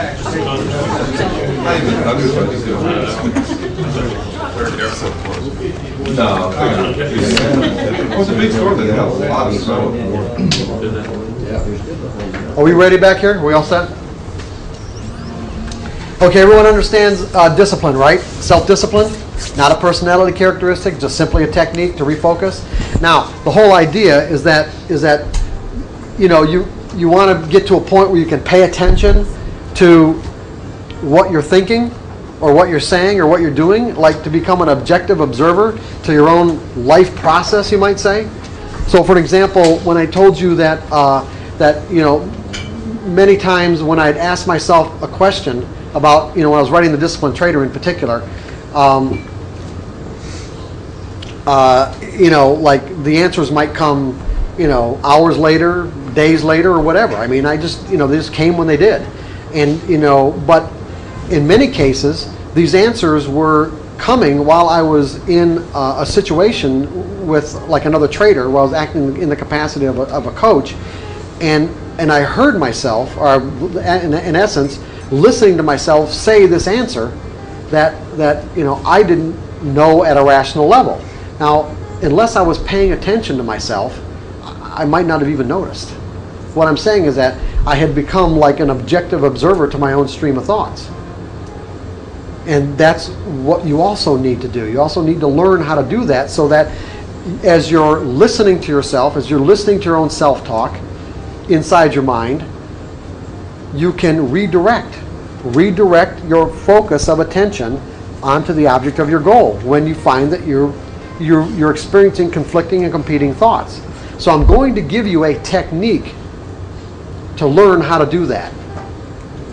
And this technique is simply to learn how to become an objective observer. That's all. And we're going to do this in a minute. And by the way, for the video guys, when we do this, you can shut the camera off, because we're going to be doing this about maybe 7 or 8 minutes. But you can leave it on if you want. It doesn't matter, but we'll end up cutting it out probably. But Is the technique written out? No, it's not. It just says the counting exercise. That's where we're at right now. We're on page 3 of section 5. We're at the counting exercise. That's what I'm giving you. I'm sorry, I should have pointed that out. It's like it's called. It would almost be like in my previous workbook, I called it the coach and quarterback technique. It would be like, the coach and the quarterback, in years ago anyway, used to formulate game plans together in a football game. It probably isn't like that now. Probably it's the coach, the offensive coordinators, and all. It's very sophisticated now. But back, probably 20, 30 years ago, it was a function of the coach and the quarterback. They get together, formulate a game plan, and the coach is standing on the sidelines. The quarterback is in the game, supposedly to execute the plan, right? Well, let's say the quarterback gets emotionally involved in a game that can be particularly destructive, in that, let's say, he gets sacked a few times, and as a result of things that are going on, he gets completely distracted from the actual plan as it was agreed to by he and the coach, right? The coach, on the other hand, is standing on the sidelines watching him. Well, the quarterback himself is oblivious to the fact. He's so caught up in his emotions at that moment that he's virtually oblivious to the fact that he's not following the plan anymore. Coach, on the other hand, is looking from an objective perspective and sees, hey, okay, he's screwing up. So what he does, he grabs the guy by the collar and says, hey, get your mind right or you're going to be out of this game. Right? Okay? We as traders don't have the luxury of having somebody in our minds, as an objective observer saying, okay, you're not focused in a way that's consistent with your objective. You've got to make another decision, make another choice, think something else, make a choice to think something else. Think something that's consistent with what you want. We've got to learn to do it ourselves. And so this exercise will help you learn to do it yourself. And when we do it, it's very simple. The objective is simple. I'm saying the task is absolutely, it couldn't be simpler. The task will be this. I'll sit down and do it with you. I'm going to say, take a deep breath, let it out, close your eyes, breathe normally, and all I'm instructing you to do, or you're instructing yourself to do, is count your breath. So that when you inhale, say 1, and when you exhale, say and when you inhale, say 2, and when you exhale, say and when you inhale, say 3, and when you exhale, say and then back to 1. So you're going to go 1 and 2 and 3 and 4 and 1 and 2 and 3 and 4. And we're going to do this probably for 6 or 7 minutes. I would suggest that you do this for about 10 to 15 minutes a day. At least 10 minutes a day, preferably 15 minutes a day. Now, there are going to be some inherent problems. Number one, if there's so many thoughts swirling around in your mind, in other words, your mind isn't very quiet, you will probably experience bleed through. What I mean by bleed through is that you cannot make a distinction between counting and distracting thoughts. You're not doing one or the other, you're doing both. If you find that's the case with you, then I'm saying that you will probably have to do this exercise for 2 or 3 weeks before you even get to the point where there is a clear, definitive distinction between your counting, when that's the only thing that you're doing, and a distracting thought. Because the object of the exercise is to stay focused on counting, and that when you find yourself in a distracting thought, you just simply acknowledge the distracting thought and go back to counting. Just make another choice. Okay, I'm distracted, I understand that, and go back, okay, I'm going to count. Oh, I'm distracted again. Oh, I'm going to count. I'm distracted again, start counting again. I'm distracted again, start counting again. Now, as you do this exercise over time, you will find that you'll be able to go through more and more cycles of just staying. You're training your mind, basically, by making this choice to go back and count. You're training your mind to stay focused on one thing, the objective at hand, whatever it is. In this case, it's just counting. And what you'll also find is that when you do make this clear distinction between counting and being distracted, you will find that sometimes you're in a distraction that you could be in for several seconds, if not several minutes, and not even know it. In other words, you're not even conscious of the fact that you're distracted. Then all of a sudden, your mind kind of wakes up and say, I haven't been counting. Now, how long was it? Was it a second? Was it a minute? Virtually impossible to know. So as you continue to do this exercise and you continue to practice, what you will find is that the amount of time that it takes for you to recognize and acknowledge the distraction starts to collapse. It gets smaller and smaller and smaller until it gets to the point where the distraction and the awareness of the distraction become virtually simultaneous. At that point, you have become an objective observer to your own stream of thoughts. Because you're constantly and consciously aware of the stream of thoughts that are running through your consciousness at any given moment. Which gives you the option of making a choice. Is this what I'm going to think, or is this what I'm going to think? Right?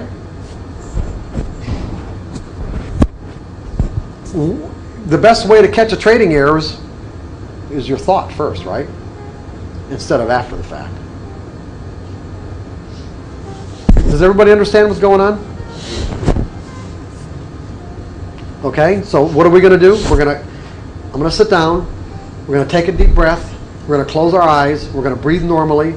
And we're going to set this task for ourselves of just counting our breath by cycling the inhales by counting, the exhales by saying and going from 1 to 4 and back again. We're doing it silently or out loud? Oh no, silently. You can visualize the number, or you can say the number to yourself. Whatever. That doesn't make any difference.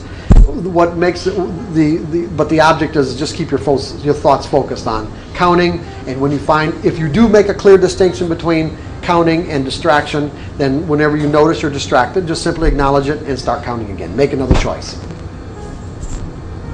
Okay, again, does everyone understand what we're doing? Okay, let's do it.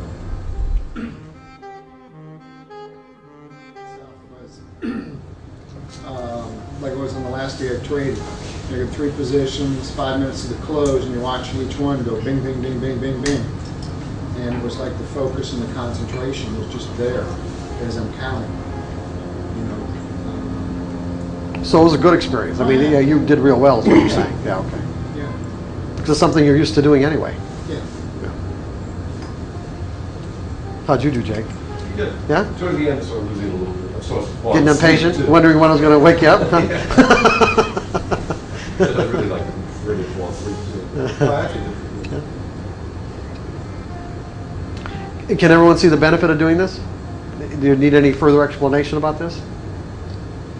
I think I know what the benefit is, but I'm trying to see how it would translate into when you're trading or doing any other task for that matter. You're trying to get yourself to be objectively focused on one thing, in this case, the breathing, correct, and the count. Mm-hmm. So let's say after 2 or 3 weeks you've become pretty proficient at it. What do you do then? What is that? Oh, you'll You're find just saying that you'll find it evaluate- automatically. You'll find it You just automatically. flow Yeah. through the rest of your- Oh yeah, I see absolutely. what You you're see, you're becoming more aware, and in the exercise itself, you're forcing yourself to stay focused. But what I'm saying is that what ends up happening is that as you're just going through your daily life, you're just finding yourself paying attention to what you're thinking. I see. So when you're trading, it's going to translate into you notice that you're not focused properly to accomplish what you intend to accomplish as a trader.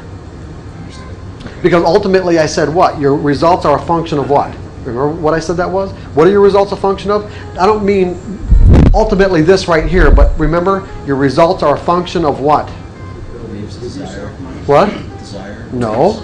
Give yourself money?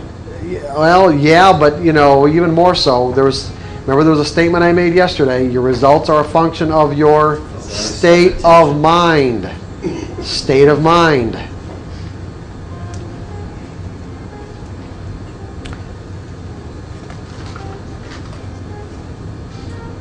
The object of this is to do this exercise frequent enough that you find yourself not getting sidetracked. Well, you can, I mean, the thing is, it's not a matter of how often you get sidetracked, as much as you're acknowledging and being aware that you're sidetracked. And being conscious of it. And being conscious of it. Because once you're aware that you're sidetracked, then you can make a choice of staying sidetracked or refocusing.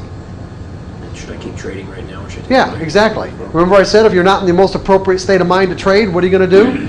Scale back in a way that's consistent with the state of mind you're in, or not trade at all? Because not trading is like putting money in the bank. Just because you want to trade all the time doesn't mean that if you want this, if this is your objective, guys, remember we can have other agendas for trading other than this. You can be trading to have fun. You can be trading to be a hero. You can be trading to, in essence, subconsciously lose your money. There's all kinds of other reasons you can be doing this. You may not even be conscious of some of those reasons, but I guarantee you you wouldn't be sitting here right now if there weren't other forces inside of you that were in direct conflict of this belief right here. How are you going to become aware that you're acting in a way that's inconsistent with this belief unless you become aware of the fact that you're acting inconsistent or thinking in a way that's inconsistent with this belief? Awareness is the key. So if there's something going on in your life where it just makes sense that you shouldn't be interacting with the market, then don't trade. I'm sure everyone's read trading books. They said, you get traumatic experiences in your life, deaths, divorce, moving, a lot of things that cause a lot of trauma. Well, you know what? They said don't trade, right? It makes sense. Don't trade. If it's having a negative impact on the way you see things.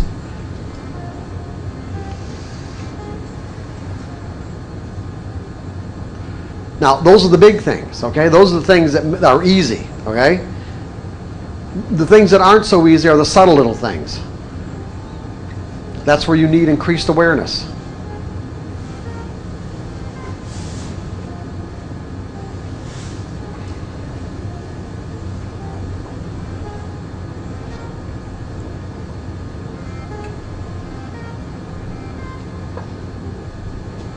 Because, remember, you don't need to do any of this to put on a winning trade.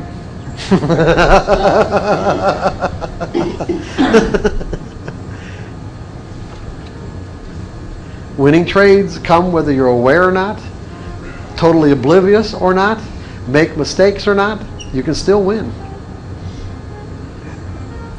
But if your desire is to be consistent, then you have to have a way of knowing whether or not you are thinking or acting in a way that's consistent with this objective.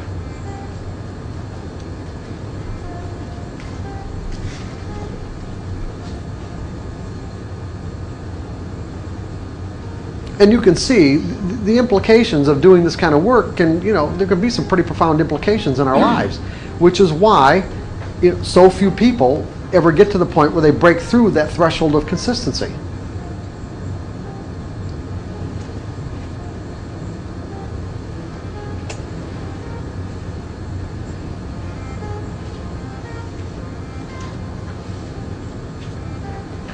What time is it? 12. 20 of 12? Probably just enough time. Greg, you wanted some things, you want to share some things with us? That enough time just for Greg can do that before lunch and we'll break for lunch. Yeah, that's fine. I guess I just wanted to acknowledge the power of this I am and whatever follows. I made mention yesterday, I was a marginal trader. I was probably breaking even, losing. I don't really exactly remember. But there's power to this I am. I made mention that I went to this meditation type class or whatever, it was a session, over 6 weeks or whatever it was. And one of the things, in addition to meditation, was you had to identify, I am blank. And it's whatever, and you had to, whatever the blank was, you had to identify it in the positive frame and it was basically part of who you are. There was, some mothers there, so it's like I'm a good, loving mother. My own, I will share my own, and I'm going to share them twofold because that's how I have them in me. And I think this made me the 200,000 in 6 months. And I know that I need to get back to. Well, first of all, they don't know that, so why don't you state that? State where you were and where you ended up being. In other words, you just assumed we knew that. No, I mentioned that yesterday. Oh, okay. Yeah, I mentioned that yesterday. Okay. That's why I was just. Sorry, I forgot. I would find myself, driving down the highway, and I would go through my I ams, so you can do it there. And what you find yourself doing is, you may come up with one of them that it's like I want to argue with him, as I want to put it, because this is the way I used to say it, is I'm a consistently profitable trader. And I can see now where maybe successful is better because successful encompasses a bigger, because profit is one of the functions of success, and there are other pieces to success. So if you find yourself saying this and arguing with yourself, well, no, I'm really not. I didn't make money this week or last month. That's fine. Argue with yourself, and maybe he can put it a little differently. But the point is, we'll then get to the point where what are you successful about? Maybe you're back to your questions. And then answer those. And it had an effect on me. So if I could ask, when I get to my trading ones, I just want to, the ones I'm leaving out, I have my own little list I wrote here on the train, or I should say on the plane on the way out. If I could have someone, maybe after they've heard mine, maybe we can go through and check them off, because I want to find the ones that I'm missing. But these are mine, and I'm going to start with my personal ones first, and then get into my trading. And it's going to start. My personal one's going to start with I am, and then all these adjectives, and then I'm going to say the nouns, the 4 nouns at the end. And then I'm going to do my trading ones, and I always say them a little differently because I don't know why, I just do. It's I am an adjective trader, I am an adjective trader, I'm a blank trader, I'm a blank trader, I'm a blank trader. So here I go. I am Greg. I am a warm, loving, caring, happy, positive, optimistic, opportunistic, grounded, centered, balanced, extremely wealthy, healthy, wise, easily releasing, physically strong, awesome trader, husband, father, friend. I am lightning fast on the keyboard trader. I do perfect keyboard work. I'm consistently profitable trader. I'm an intuitive trader. I'm a quality trader. I'm a skillful trader. I'm grounded, centered, and balanced trader. I'm an opportunistic trader. I'm a positive trader.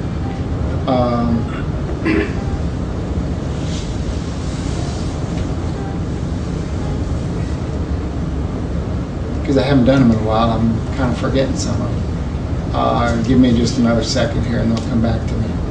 I'm goal exceeding trader. I think I already said this. I'm calm and relaxed. Grounded, centered, and balanced trader. I'm concentrating trader.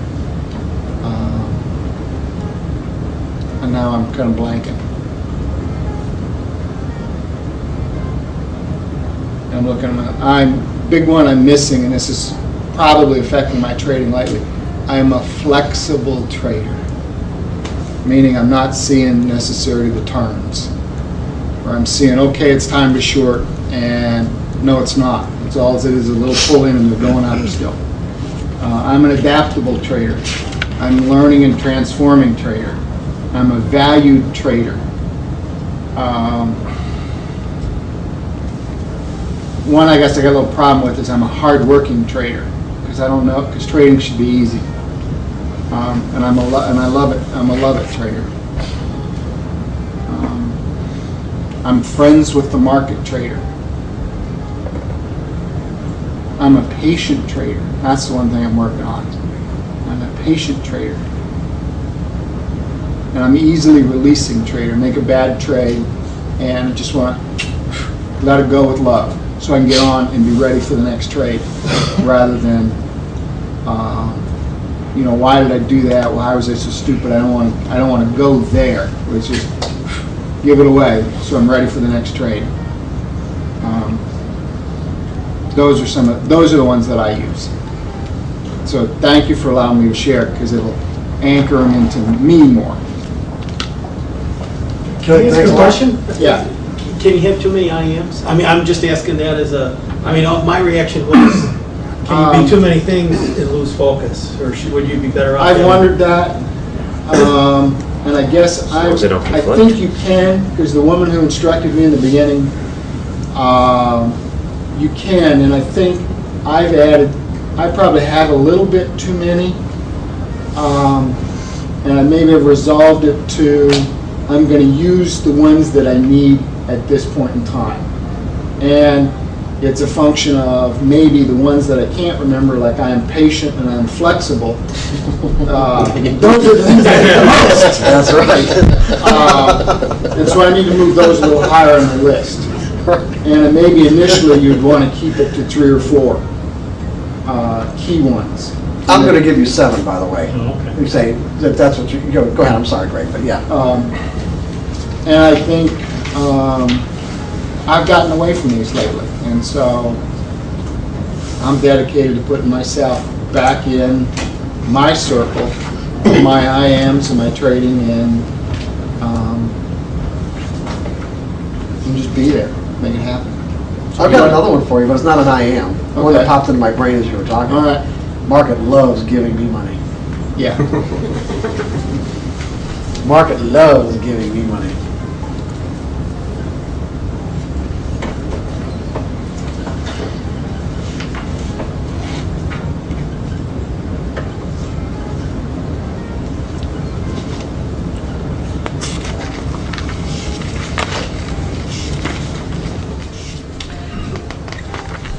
Oh, one other one I wrote, new one I put down. I'm a grateful trader. Good. I'm grateful for the Sure. success.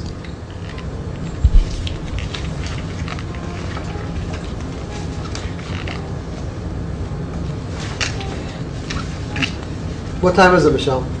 Oh, it's a quarter to 12. 1:45? Okay. Well, you know what? We don't have enough time to listen to the other side of the Monroe tape at this moment. But you know what? What I do want to do though is I do want to go over how to use the Monroe tape. When we listen to the, because we've got just about enough time to go through that just before lunch. When we listen to the other side of the Monroe tape, Bob Monroe is going to install in your mind this function command. It's called plus no more, no more. And what he's basically saying is that whenever you notice yourself, see now you've got the skills, you're acquiring the skills to be able to notice when you're thinking in a way that's inconsistent with your goal or objective, especially something particularly negative, something you want to neutralize, then you can use the plus no more command to dissipate it. That's what it's there for. It's a tool. That's exactly the express purpose for which it is in your mind. Now, like any other belief, the more you use this tool with conscious conviction, the stronger it gets and the easier it becomes to neutralize any, let's say, negative or unwanted beliefs. Right, conflicting beliefs. It will work if you believe it. It will not work if you don't. It's that simple. I'll believe it when I see it. That's right. I'll see it when I believe it. That's right. See, everybody, what John's saying is the title to a book that Wayne Dyer wrote, which I really love. Instead of "I'll believe it when I see it," he turns it around is "You'll see it when you believe it." That's right. It really is. It's an awesome statement. It's a great book title. And that's true for this. If you believe it, it's going to work. If you don't believe it, it ain't going to work. It's that simple. And it doesn't matter how many times you listen to the tape. Again, you can listen to the tape as much as you want for other purposes. All I'm saying is that Bob Monroe doesn't know what you want to neutralize. You have to make up your mind, and you have to do it with conviction. However, what I have done is I've given you, starting on page 3 of section 5, I've given you a way to at least work with the 4 primary trading fears